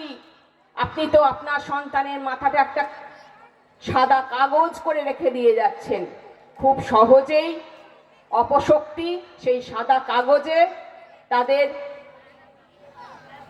তাদের যে সংস্কার, তাদের যে সংস্কৃতি, তারা লিখে ফেলতে পারছে। ফলস্বরূপ আপনাদের সন্তানরা সেই সমাজে চলে যাচ্ছে। তখন আপনারা হা হুতাশ করছেন। আপনারা কখনো ভেবে দেখেছেন যে ফিল আপ করে দিই, সাদা কাগজটাকে লিখে ভর্তি করে দিই? আমরা যে নীতিতে, যে আদর্শে, ভারতবর্ষের যে সংস্কার, সেই সংস্কারে তাদেরকে সংস্কৃত করি। আমরা কখনো এখন নিউক্লিয়ার ফ্যামিলিতে তৈরি হয়ে গেছি। আমরা ঠাকুমার কাছে বসে সেই আদি অন্তকাল বলুন আর পৌরাণিক ব্যাখ্যা বলুন, আর যেটা আমাদের ইতিহাস, মহাভারত, রামায়ণ, সকল কিছুকে আমরা পড়িয়েছি, তার গুরুত্ব বুঝিয়েছি, তার চরিত্রগুলো বিশ্লেষণ করে তাদেরকে জানিয়েছি। এইটা যদি আপনারা করতে পারেন, প্রতিবাদ করানো শেখাতে পারেন, কারণ আপনার আচরণই আপনার সন্তানের ছায়া। আপনিই আপনার সন্তানের ছায়া। আপনি যেমন দেখাবেন আপনার সন্তান তেমনই শিখবে। আজ আপনি চার খাটিয়ায় করে একটা মানুষকে নিয়ে যেতে যদি আপনার সন্তানকে বাধা দেন, একদিন আপনার সন্তানই আপনার খাটিয়ার পায়া ধরতে অস্বীকার করবে। তার নিজের সুরক্ষিত করতে, আপনার সমাজকে সুরক্ষিত করতে, আপনার পরিবারকে সুরক্ষিত করতে তথা দেশকে সুরক্ষিত করতে মাতৃশক্তিকে আহ্বান জানাচ্ছি, আপনার ভেতরকার আগুনে সমাজকে তৈরি করুন, আপনার আত্মশক্তি বলিয়ান করুন সমাজের আগামী প্রজন্মকে। এই বলে আমি আমার এখানকার বিরাম দিচ্ছি আমার বক্তব্যকে। সকলে সুস্থ থাকবেন, ভালো থাকবেন। মাতৃশক্তির জয় হোক, জয় হোক, জয় হোক।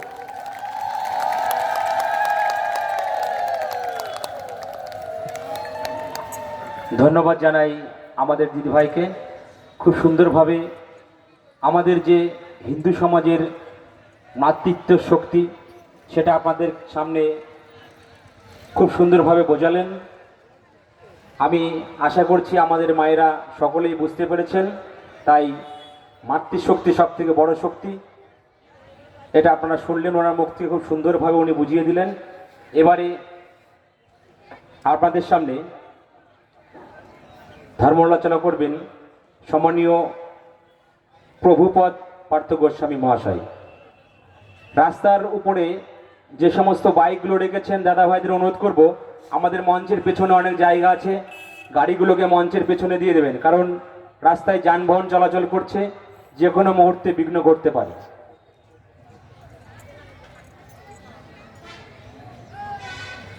জয় শ্রীরাম।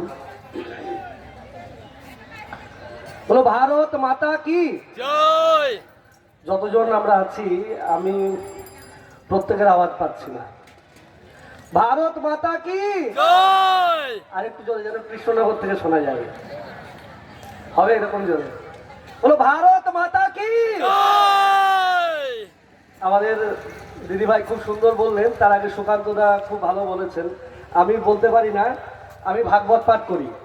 তো আমি দাদাকে বললাম যে আমি তো পাঠ করি দাদা, আমি বক্তব্য বলার অভ্যাস নেই। বলছে না দাদা আপনাকে আসতে হবে। তোমাদের কাছে এসেছি, আজকে বিকালে ভাগবত পাঠ আছে আমার তেহট্টে। আমি এখান থেকে অনুষ্ঠান করে তেহট্টে চলে যাব। একটা দুটো কথা বলবো, আরো মহাত্মাগণ আছেন, সাধু সন্তগণ আছেন, তাদের মুখে আমরা কথা শুনবো বেশি করে, তাই আমি বেশি সময় নেব না। আপনারা এসেছেন, আমার খুব ভালো লাগছে। আমি এসেছি এখানে ঠিক আপনার 12টা কত মিনিট মনে নেই আমার, তো তখন এসে দেখলাম আমি অনেকটা অংশ ফাঁকা। দাদা প্রসাদের ব্যবস্থা আছে নাকি সুকান্ত দা?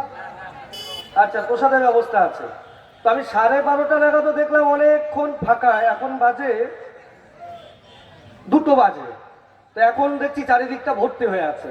আমি খুব খুশি হয়েছি এবং দুঃখ পেয়েছি দুটো একসাথে। বলে কেন? যে আপনারা মাতৃমণ্ডলী, আমার দিদিভাই মায়ের কথা বলছিলেন, তা এত মায়ের উপস্থিতি সত্যি আনন্দজনক। তা যারা আয়োজক এরা কিন্তু এই এখন যে মঞ্চটা আমরা দেখছি, এটা এমনি হঠাৎ করে এখন এত সুন্দর লাগছে। এই ফুল দেওয়া, স্টেজ করা, মাইক করা, লাইট করা, প্যান্ডেল করা, আপনাদেরকে আহ্বান করা, রান্নার ব্যবস্থা করা, যজ্ঞের ব্যবস্থা করা, এরা যে কদিন ধরে খেটেছে তার কোনো হিসাব নাই। আমরা তো শেষ সময় এসে উপস্থিত হচ্ছি, লাইটের সামনে, মাইকের সামনে এসে সবাই দেখছে 5টা লোকে, কিন্তু এর পিছনে যারা আছে তাদের উদ্দেশ্যটা কি? দাদা আপনাদের উদ্দেশ্য কি ছিল? সবাই হরি কথা শুনবে, ভগবানের কথা শুনবে, সাধুদের মুখে কথা শুনবে, নাকি সবাই প্রসাদ খাবে? ঠিক তো? আমি দেখুন মা, এই উদ্দেশ্য কিন্তু একটাই, এবং এই কাজে যে অর্থ ব্যয় হয়েছে এই অর্থ আপনাদের কাছ থেকে এসছে, এবং সেই অর্থের উদ্দেশ্য একটাই, হিন্দু রক্ষা।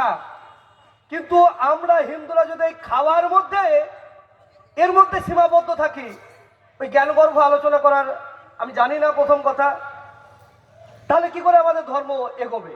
একদিকে দেখছি একদল ছোট ছোট বাচ্চাদেরকে শেখাচ্ছে যে রেল লাইনে পাথর রাখো, আর আমি আমার বাচ্চাকে শুধু সারাদিন বইয়ের মধ্যে এমন ভাবে মুখ গুজিয়ে দিয়েছি যে চোখে ভালো করে দেখতে পাচ্ছে না, মোটা চশমা লাগাতে হচ্ছে চোখে, আর যদি পরে কেউ পাথর মারে সেই পাথরটা আটকানোর ক্ষমতা সেই বাচ্চার তৈরি হচ্ছে না। সারাদিন পড়া পড়া পড়া করে, আরে পড়া শেখাও।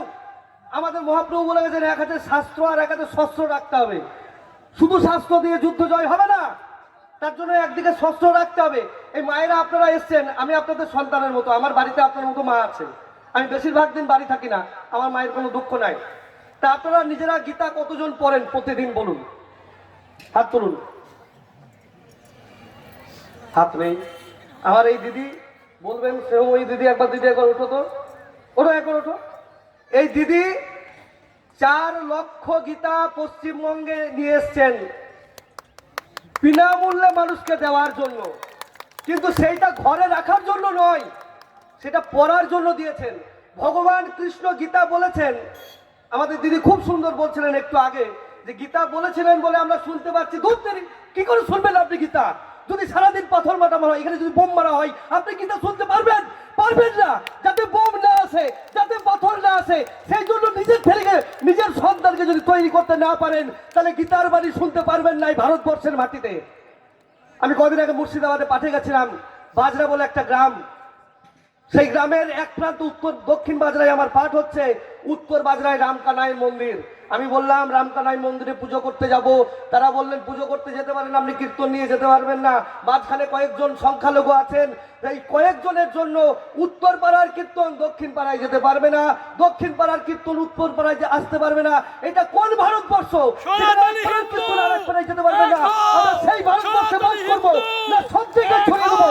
ভগবান চৈতন্য মহাপ্রভু আপনারা নদিয়ার ভূমিতে বাস করছেন, এই ভারত ভূমিতেও জন্মগ্রহণ করেছেন, আর জন্মটা সার্থক হবে যদি মহাপ্রভুর সেই বাণীকে প্রচার করতে পারেন। মহাপ্রভু বলে গেছেন, পৃথিবীতে আছে যত নগরাদি গ্রাম, সর্বত্র প্রচার হইবে বড় নাম। আরে মহাপ্রভু, আমার ভারতবর্ষে হরিনামের উপর আঘাত আসছে, আর আমি পৃথিবীতে কি করে যাব? আমি পৃথিবীতে যেতে পারবো না।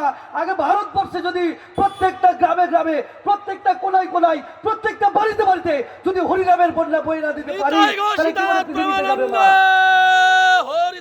সেই জন্য নিজেদের সন্তানদেরকে তৈরি করুন, ভালোভাবে তৈরি করুন। মা যশোদা ভগবান কৃষ্ণকে এমন ভাবে তৈরি করেছিলেন। আমি ভাগবত পাঠ করি তো, শ্রীমদ্ ভাগবতের 10ম স্কন্ধের 17 অধ্যায়, সেই 17 অধ্যায়, সেখানে দেখছেন ভগবান কৃষ্ণ বন্ধুদের সঙ্গে খেলা করছেন। খেলা করতে করতে ওই খেলার বলটা পড়ে গেল কালী যমুনার জলে। আর যখন যমুনার জলে পড়ে গেল বলটা, বন্ধুদের মধ্যে আলোচনা হলো যে কৃষ্ণ তোমাকে আনতে হবে। ভগবানের উদ্দেশ্য ছিল কিন্তু আলাদা। আমাদের শাস্ত্র বলছেন যে ওখান দিয়ে যমুনার জলে কালীয় বিষ এমন ছড়িয়েছিল যে সেই বিষের ফলে ওই যমুনার নদীর উপর দিয়ে যদি কোনো পাখি যেত, সেই পাখিটা পুড়ে মরে যেত। জানো মা তোমরা ঘটনা? সবাই জানো। তারপর কি শুনলে, কি জানলে, কি বুঝলে? যে ভগবান কৃষ্ণ নামলেন, কালিয়ের সঙ্গে লড়াই হলো, কালিওকে আঘাত করলেন, বললেন তুমি চলে যাও। এত সহজে ছাড়েনি। ভগবান কৃষ্ণ গিয়ে কালিয়ের সঙ্গে লড়াই করে বলছে, কালিও তুমি এখানে কি করতে এসছো ভাই? কালিয়ের সঙ্গে একটা লড়াই ছিল গরুরের, এবং সেই লড়াই আমি খুব সংক্ষেপে বলবো, সময় নষ্ট করব না, 2:10 বাজে। তো সেখানে দেখো, কালিয়ের সঙ্গে যখন গরুরের লড়াই ছিল, গরুর কালিওকে খেয়ে নেবে, কিন্তু কালিও জানতো যে গরুর আমাকে সব জায়গায় খেলেও একটা জায়গায় খেতে পারবে না। সেই জায়গাটা কোনটা? না যমুনার নদীতে যদি আমি থাকি। সেখানে একটা ঋষি সৌভরী মুনি, তিনি অভিশাপ দিয়েছিলেন যে গরুর তুমি যদি এখানে আসো তুমি মরে যাবে। এটা ভাগবতের ঘটনা। আমরা তো ধর্ম করতে এসেছি, ভগবান কৃষ্ণের গীতার বাণী আমরা শ্রবণ করতে এসেছি। তোমার সেখানে বলছেন যে তুমি এখানে আসলে তুমি মারা যাবে। কালী ওটা জানতো যে সব থেকে সুরক্ষিত জায়গা আমার জন্য যমুনার জল। যমুনার জলে কালীও থাকতে লাগলেন, আর থেকে কি করলেন বলে সন্তান বৃদ্ধি করতে লাগলেন। অনেকগুলো স্ত্রী, বউ কতগুলো ছিল কালীয় নাগের? অনেক বউ। ভাগবত খুলে দেখে নেবেন, 17 নম্বর অধ্যায়, 10ম স্কন্ধ। তো সেখানে অনেকগুলো বউ করেছে, আর প্রচুর করে বাচ্চা জন্ম দিচ্ছে।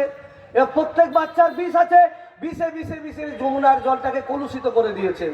ভগবান দেখলেন, আরে এ তো আমার পুণ্যভূমি, ধন ধন বৃন্দাবনের রাজধানী, যাহা বিরাজতে মোহন রাজা শ্রীরাধে মহারানী। এ তো আমার রাধারানীর জায়গা, এ তো প্রেমের জায়গা, আর এখানে বিষবর্ষণ করে গেছে, আর সমগ্র জলটাকে বিষ দিয়ে ভরিয়ে তুলেছে। এখানে কেউ থাকতে পারবে না, এখানে বৃন্দাবনে কেউ বাঁচতে পারবে না, সবাই ওই বিষে বিষে মারা যাবে, পশু পাখি মানব জাতি ধ্বংস হয়ে যাবে সব। তো যাকে আমরা আশ্রয় দিলাম, সুরক্ষিত জায়গায় প্রোটেকশন দিলাম, সে আমার জায়গাটাকে বিষ বানিয়ে দিল। ভগবান দেখলেন এটা হতে দেওয়া যাবে না। এই পুণ্যভূমি ভারতবর্ষকে যদি রক্ষা করতে হয় কি করতে হবে?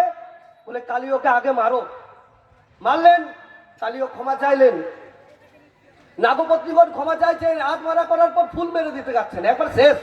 আর যখন শেষ করে দেবেন, সব ফোনাগুলো ভেঙে দিয়েছেন, একটা ফোনা রেখে দিয়েছেন, ওটাকেও ভাঙতে যাবেন। এমন সময় বউগুলো এসে বলছেন আমাদের স্বামীকে মেরো না, ভগবান তুমি তো দয়ার সাগর, আমার স্বামীকে ছেড়ে দাও। ভগবান বলছে এক্ষুনি শেষ করব, কোনোভাবে আমি ছাড়বো না। তারা বারবার চরণে পড়ছে আমার স্বামীকে ছেড়ে দাও। ভগবান বললো ছাড়তে পারি একটা শর্তে। বলে কি শর্ত? বলে আগে দেশ ছাড়ো, তারপর বাঁচাবো তোমাকে। আগে দেশ ছাড়ো, আগে এই জায়গা ছাড়ো, আমার জায়গাকে নোংরা হতে দেবো না, আমার জায়গাকে কলুষিত হতে দেবো না, আমার জায়গাকে বিষে ভরিয়ে দিতে দেবো না। আগে জায়গা ছাড়ো, তবে তোমাকে বাঁচাবো, নাহলে একবার শেষ করে দেবো। সেই আদর্শকে আমরা শিখবো না?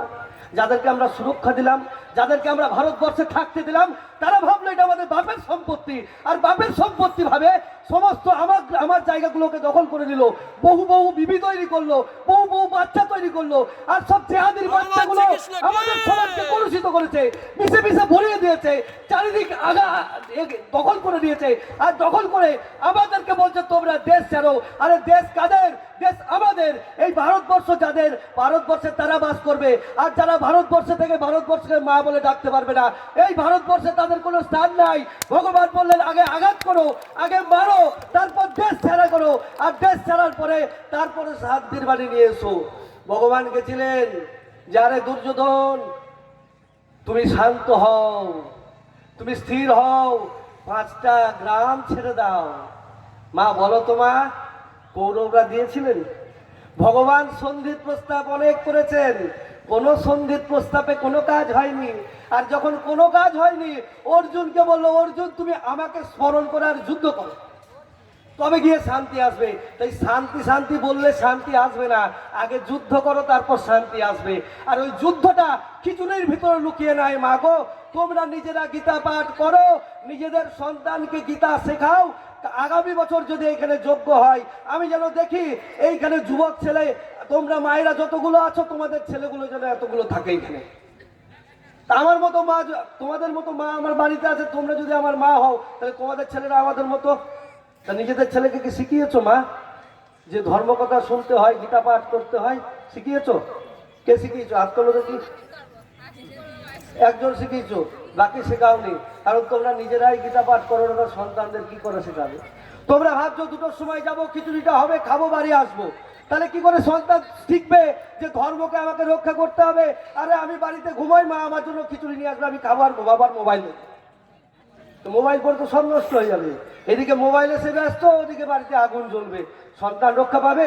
তোমরা সন্তানের ভালো চাও কি চাও না? সন্তানের ভালো কে কে চাও? হাত তোলো। সবাই সন্তানের ভালো চাও। কি করে সন্তান ভালো থাকবে? খেয়ে পরে। যদি ভারতবর্ষ ভালো না থাকে, কোনো সন্তান ভালো থাকবে না। যদি ভারত মা ভালো না থাকে, তাহলে ভারতবর্ষের কোনো সন্তান ভালো থাকবে না। আজকে প্রত্যেকটা জায়গায় যেভাবে হরিনাম বন্ধ হচ্ছে মা, কালকে তোমার এখানেও সেই জায়গায় হবে। তাই নিজের সন্তানকে আগে ধর্ম শেখাও, সেখানে ধর্মের জন্য যুদ্ধ করতে শেখাও। যদি যুদ্ধ করতে না হয় না, ওই কাপুরুষের মতো বাঁচতে পারবে না, বাঁচতে পারবে না, বাঁচতে পারবে না। তাই সকলকে প্রণাম জানিয়ে আমার বক্তব্য এখানে বিরাম দিচ্ছি। আমাদের বাকি মহারাজদের কাছে আমরা অনেক সুন্দর সুন্দর কথা রাখবো। তোমাদের কাছে হাত জোর করে মা প্রণাম করে আমি একটাই নিবেদন করি, নিজের সন্তানদেরকে ধর্মের পথে নিয়ে এসো। ধর্মের হীনা পশুবি সমানা। তাই ধর্ম জয়গান গেয়ে আমরা সবাই মাথা উঁচু করে বাঁচবো। বলো ভারত মাতা কি, বলো ভারত মাতা কি, সনাতন হিন্দু ধর্ম কি।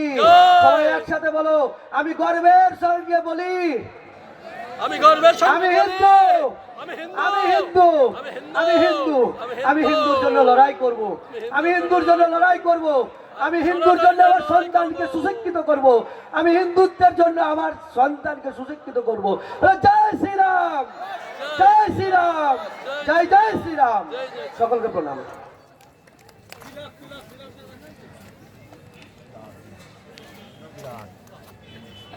হ্যালো হ্যালো, ধন্যবাদ জানাই সম্মানীয় প্রভুপাদ পার্থ গোসাই মহাশয়কে।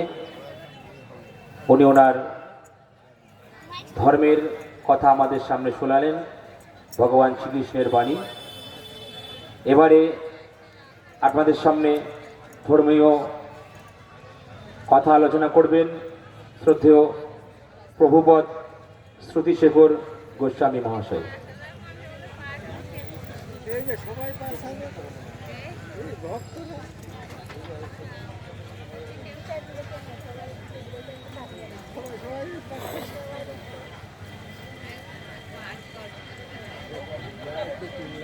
জয় নিতাই, জয় গৌর। প্রথমেই উপস্থিত সন্তদের চরণে আমার দণ্ডবত প্রণাম। এরপর উপস্থিত আর যারা আছেন তাদের যথাযোগ্য শ্রদ্ধা জানাই। তৎপর এই অনুষ্ঠান, এই যে বিরাট হিন্দু সম্মেলন, যাদের চিন্তায় এসছে সারা ভারতবর্ষে ৮০,০০০ এই হিন্দু সম্মেলন হচ্ছে, তারা বাড়িতে না থেকে পরিবার, আত্মীয় স্বজন, বন্ধু বান্ধব সমস্ত কিছু ত্যাগ করে ভারত মায়ের সাধনা করছেন। সেই সব রাষ্ট্রীয় স্বয়ংসেবক সংঘের কার্যকর্তাদের আমার প্রণাম। আজ হিন্দু সম্মেলন। সম্মেলন কথার অর্থ সম্মিলিত হওয়া, সংগঠিত হওয়া। তো এই সংঘের যে চিন্তা, ১০০ বছর ধরে তারা সাধনা করে আসছেন ভারত মায়ের সম্মান রক্ষার জন্য, হিন্দুদেরকে সংঘবদ্ধ করার জন্য, হিন্দুদের বাঁচিয়ে রাখার জন্য তারা সাধনা করে এসছেন। সেই ধারাবাহিকতাতেই ৮০,০০০ হিন্দু সম্মেলনের হচ্ছে সারা ভারতবর্ষে। তার মধ্যে পশ্চিমবঙ্গে ২০০০ হিন্দু সম্মেলন অনুষ্ঠিত হচ্ছে। তারই একটি এই সম্মেলন। তো সম্মেলন শব্দের অর্থ সম্মিলিত হওয়া, সংগঠিত হওয়া। তো এই সংগঠিত হওয়ার প্রয়োজন হলো কেন? আমাদের এখানে এই যত মায়েরা উপস্থিত আছেন, বাবারা উপস্থিত আছেন, তাদের বাপ, ঠাকুরদাদা, জ্যাঠা, কাকারা একসময় বাংলাদেশ থাকতেন। সেখান থেকে তাদেরকে এক কাপড়ে, সেই ছবি দেখি না আমরা সব, হাতে বাচ্চা, কোলে বাচ্চা, মাথায় পুটলি, বাংলাদেশ থেকে সব এক কাপড়ে পালিয়ে এসছেন। আমাদের বাপ, কাকা, জ্যাঠা, দাদুরা সব এক কাপড়ে এখান থেকে পালিয়ে আসতে হয়েছে। কেন পালিয়ে আসতে হয়েছে? না আমরা হিন্দু বলে। আজকে যেই হিন্দু সম্মেলন করা হচ্ছে, আমরা পাকিস্তানেও একসময় হিন্দু, সবাই হিন্দু ছিল, তলোয়ারের জোরে তাদেরকে মুসলিম করা হয়েছে। আফগানিস্তান হিন্দু ছিল, ইরাক, ইরান, শ্রীলঙ্কা সবই একসময় হিন্দু ছিল। তাদেরকে অত্যাচার করে তাদেরকে হিন্দু থেকে মুসলিম ধর্মে নিয়ে যাওয়া হয়েছে। তো আজকে ভারতবর্ষ তথা পশ্চিমবঙ্গের অবস্থা সাংঘাতিক। পশ্চিমবঙ্গেও এই পরিকল্পনা চলছে যে হিন্দুদেরকে পশ্চিমবঙ্গ থেকে তাড়াতে হবে। প্রমাণ মালদার মোথাবাড়ি, মুর্শিদাবাদের শামসেরগঞ্জ, যেখানে 53টি বাড়ি পুড়িয়ে ছাই করে দেওয়া হয়েছিল। আমি নিজে গেছি সেই সব বাড়িতে বাড়িতে ঘুরেছি। আমি দেখেছি পুরো ছাই করে দিয়েছে এবং যা কিছু ধন সম্পদ যেটুকু অলংকার ছিল সমস্ত কিছু লুট করে নিয়ে গেছে। গরু ছাগল যা কিছু ছিল সব লুট করে নিয়ে গেছে। এটা বেশি দিনের ঘটনা, 1 বছর বোধহয় হলো। বাড়ি বাড়ি আমি ঘুরেছি। তো আমি তাদের জিজ্ঞেস করলাম, মা তোমরা কোন রাজনৈতিক দল করতে? রাজনৈতিক দলের করার জন্য তোমাদের এই অবস্থা হলো? এই যে পুড়িয়ে দিল সব, এই জিহাদিরা যে পুড়িয়ে দিল, মুসলমান জিহাদিরা যে পুড়িয়ে দিল, তোমরা কি অন্য কোন রাজনৈতিক দল, কোন রাজনৈতিক দল করতে? তো বলছেন না, আমরা তো সরকারি দলই করতাম। এখন যে সরকারে যে দল আছে সেই রাজনৈতিক দলেরই আমরা ভোট দিতাম। বলে আমি বললাম যে আপনারা ওই স্ত্রী যে বিভিন্ন স্ত্রীটি আছে না, ভাতা আর কি, বিভিন্ন ভাতা পাই, সেই ভাতা পেতেন না? বলে হ্যাঁ, ভাতাও পেতাম। বলে তাহলে আপনাদের পুড়িয়ে দিল কেন? বললো আমরা হিন্দু বলে। এই মুর্শিদাবাদে শামসেরগঞ্জে গত বছরের ঘটনা। বলে আমরা হিন্দু বলে আমাদেরকে পুড়িয়ে দিল। আমি বললাম আপনারা কোনো অপরাধ করেছিলেন কোনো কারণে? বললাম না, ওই কে এক নুপুর শর্মা কি বলেছে হিন্দুদের, কে একজন কোথায় কি বলেছে, ওয়াকফ আইন না, নুপুর শর্মার ঘটনা বেতুয়াডাওয়ারির ঘটনা, ভুল বললাম। ওয়াকফ আইন পাশ হয়েছে কোথায়? দিল্লিতে। সেই অপরাধে আমরা কিছু জানিও না, বুঝিও না, আমরা হিন্দু বলে আমাদের ঘর বাড়ি সব জানিয়ে দিই। তাই এই যে আমার পূর্ববর্তী বক্তা, আমার আদরণীয় পার্থ গোস্বামী বলে গেল না যে আমাদের মানসিকতাটা এমন করে দেওয়া হয়েছে যে আমরা কিছু পেলেই সেখানে ছুটে যাই, ধর্ম টর্ম পেছনে, আসল উদ্দেশ্য কিছু পাওয়া। তো ওই শামসেরগঞ্জের ওই 53টি বাড়িও ওরাও পেয়েছিল, ওরা সব ভাতা পায়, কিন্তু কিছু রাখতে পারে নাই। তার অপরাধ হচ্ছে, একমাত্র অপরাধ, সে হিন্দু। তাই আমাদেরকে এই সংগঠিত হওয়ার প্রয়োজন, এই ভাতার পেছনে না ছোটা, আমাদেরকে লড়াইয়ের ময়দানে নামতে হবে। আমি ওদের বললাম 53টা বাড়ি পুড়িয়ে দিয়েছে, 113টা বাড়ি ভাঙচুর করেছে। তা আমি বললাম যে 113টা বাড়ি, তোমরা 113টা বাড়ি থেকে যদি একটা করে ছেলে লাঠি নিয়ে বেরোতে, আমি ওদের দৌড় জানি। এই যে মুসলিম জেহাদি যারা, তাদের দৌড় আমার জানা আছে, আমি বারংবার প্রমাণিত হয়েছে তাদের দৌড় কতটা। তারা আসে 500 জন, আর আমাদের হিন্দুরা প্রত্যেকে একা। ওই ভাতা আমাদেরকে সবাই একা একা করে দিয়েছে। ধর্ম সবাইকে এক করে, তো ধর্মকে পিছনে ফেলে দেওয়ার জন্য ভাতা আমাদের সবাইকে এক করে দিয়েছে। আমরা ওই ভাতার পেছনে ছুটছি, যে যার ব্যক্তিগত পরিবারটুকু নিয়ে ভাবছি, আর ভাবছি বেঁচে যাব। আর ওরা যখন আসছে, 500 জন আসছে, এসে আমাদেরকে সমস্ত লুট করে নিয়ে যাচ্ছে। তাই কোনো ভাতা আপনাকে বাঁচাতে পারবে না। আপনি কোন রাজনৈতিক দল করেন, এটা আপনাকে বাঁচাতে পারবে না। যখন বেতুয়াডাওয়ারিতে আক্রমণ হলো, বিকেল 4টের সময় লুট হচ্ছে, বাজার লুট হচ্ছে বেতুয়াডাওয়ারির। তো আমাকে ফোন এসছে ওখান থেকে, তা আমাকে বলছে যে এরকম সব লুট হচ্ছে, বাজার লুট হচ্ছে। আমি বললাম তাহলে কি ওই যে যারা হিন্দু ধর্মের কথা বলে সেই বিজেপির দোকান লুট হচ্ছে? বলছে না, বিজেপি তৃণমূল হিন্দু হলেই লুট হচ্ছে।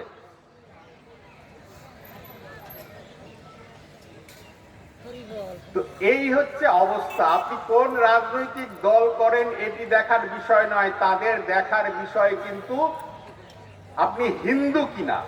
কালকে আমাদের একজন, আমাদের যে সর্বময় কর্ত্রী এই রাজ্যের, তিনি বলেছেন যে 30%কে নাড়াবেন না,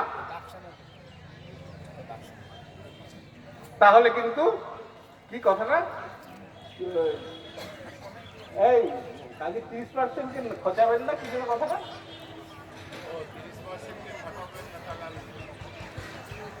যাই হোক, 30% খাবারবেন না, ছাড়তে পারবেন না আর কি। এইভাবে আমাদেরকে হুমকি দিচ্ছেন।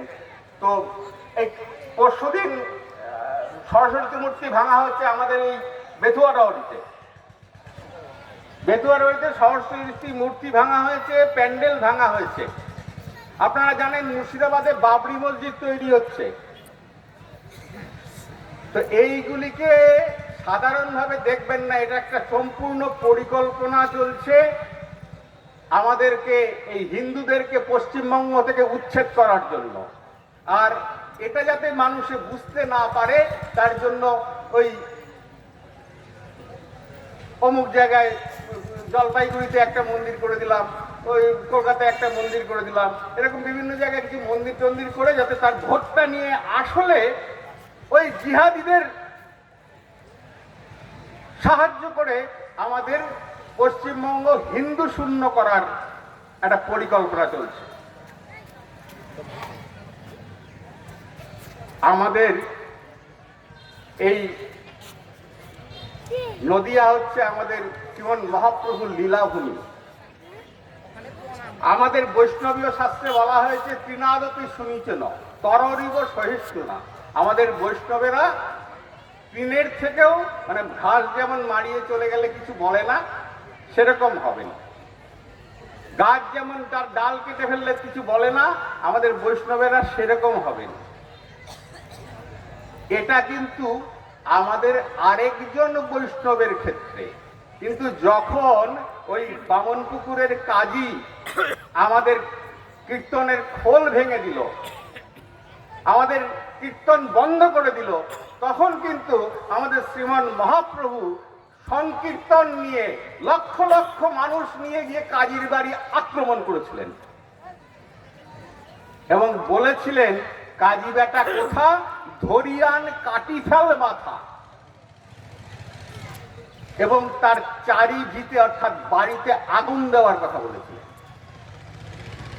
তাই আমাদের তৃণাদপি শুনিচেন তররৈব সহিষ্ণু না, এইগুলো আরেকজন বৈষ্ণবের জন্য। আমাদের ধর্মের উপর যদি আঘাত আসে তাহলে আমরা তারা যে ভাষায় বোঝে তাদেরকে সেই ভাষায় বুঝিয়ে দিতে হবে। আমাদের শিশু কৃষ্ণ দেখিয়েছেন না, শিশু কৃষ্ণ পুতনা বিষ স্তন্য পান করাতে এসছে তাকে।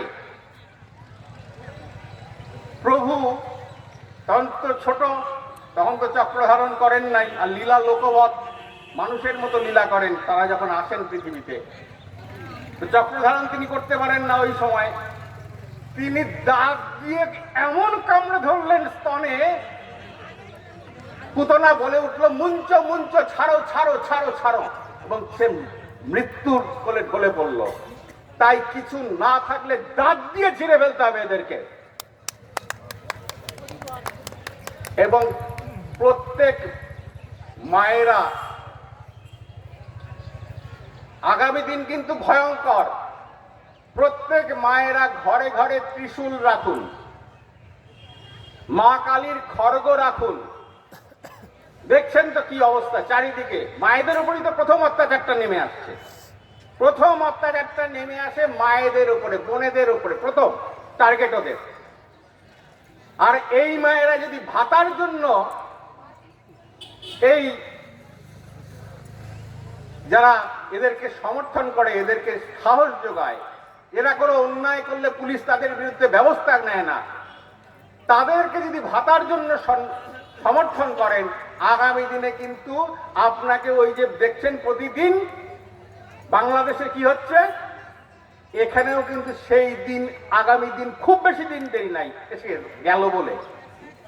দক্ষিণ 24 পরগনা তো হচ্ছে, সন্ধ্যাবেলায় দক্ষিণ 24 পরগনা এই সুন্দরবনে সন্ধ্যাবেলায় মা বোনেদের বউদের তুলে নিয়ে যাচ্ছে নৌকো করে, আবার ভোরবেলা ফিরিয়ে দিয়ে যাচ্ছে। এটা সুন্দরবনে হচ্ছে হিন্দু মায়েদের। তো আগামী দিন কিন্তু সেই দিন আসছে। তাই আপনারা যদি ভাতা তো যে রাজনৈতিক দল আসবে সেই দেবে, কেউ বাদ দেবে না, তার ভোটের ভয় আছে। তো ভোট যদি চলে যায় তার ভোটের ভয় আছে, সে কেউ এই ভাতা বন্ধ করবে না, বরঞ্চ সে বাড়াবে। যে আসুক সেই এটা করবে। তাই ওই ভাতার কথা চিন্তা না করে,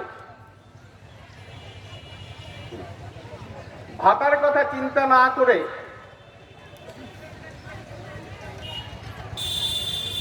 যদি আপনারা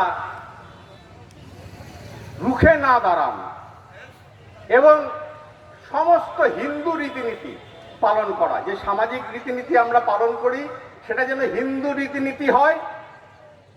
আমি এই দেখলাম সরস্বতী পূজায় মা সরস্বতীকে বসিয়ে উড়ি উড়ি বাবা গান হচ্ছে, মানে পুজোটা গৌণ। ওই পুরোহিতকে একটা জেল জেলে গামছা 10 টাকা 11 টাকা যত কম দক্ষিণা দিলে হয় তত টাকা দিয়ে বাকিটা মদ মাংস, এটা হচ্ছে উদ্দেশ্য। পুজোটা গৌণ। তো আমাদের যে রীতিনীতি পালন করতে হবে সেটা হিন্দু রীতিনীতি পালন করতে হবে, যে সংস্কৃতি পালন করতে হবে সেটা যেন হিন্দু সংস্কৃতি হয়। আমরা যে রাজনৈতিক দলকে ভোট দেব, এই আগামী দিনে ভোট আসছে, আর তো বোধহয় 2-4 মাস দেরি আছে। আগামী দিনে ভোট আসছে, যে রাজনৈতিক দলকে আমরা ভোট দেব দেখে নেব সে হিন্দুদের পাশে দাঁড়াচ্ছে কিনা। আর না হলে আগামী দিনে ওই বাংলাদেশের দীপু দাসের মতো আপনার ছেলেকে জ্যান্ত চলতে দেখবেন।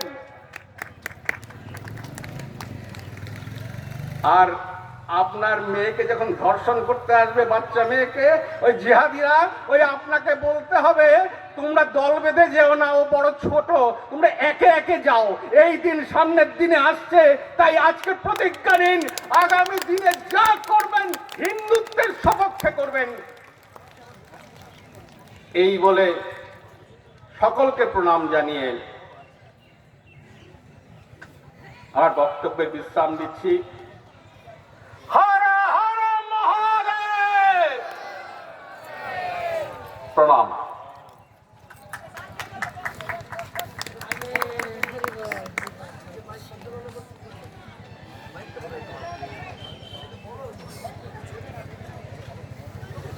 এখন আমাদের সামনে সঙ্গীত পরিবেশন করবে অনন্যা বিশ্বাস এবং তবলায় সঙ্গত দেবে করণদীপ কর্মকার।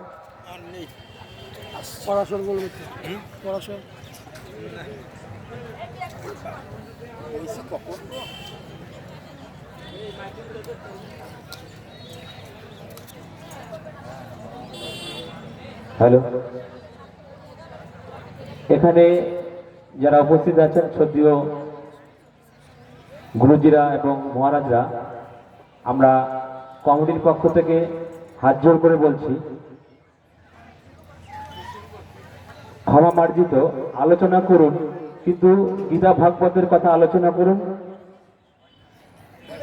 কমিটি আমাকে অনুরোধ করলো বলতে, আমি বলে দিলাম। শুধু আমাদের ধর্মীয় কথাই হবে, ভগবান শ্রীকৃষ্ণের বাণী বলুন, গীতার কথা বলুন। যেহেতু কমিটির প্রবলেম আছে,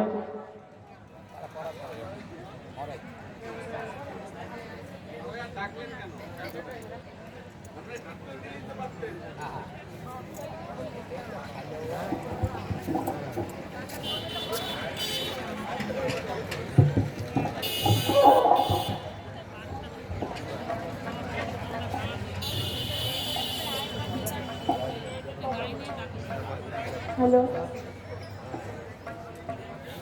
নমস্কার। এখানে উপস্থিত সকল হিন্দু সনাতনী ভক্তদের আমার প্রণাম।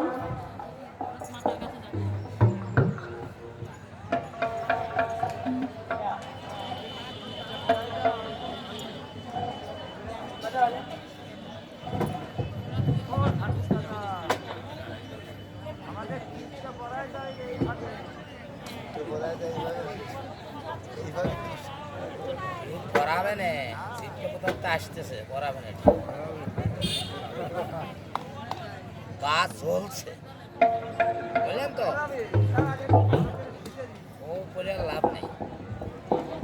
টুপি পরতে হবে তাহলে সকলের প্রণাম নিয়ে আমি আজকে একটি ভারত মাতার নামে একটি দেশত্ববোধক গান করতে চলেছি।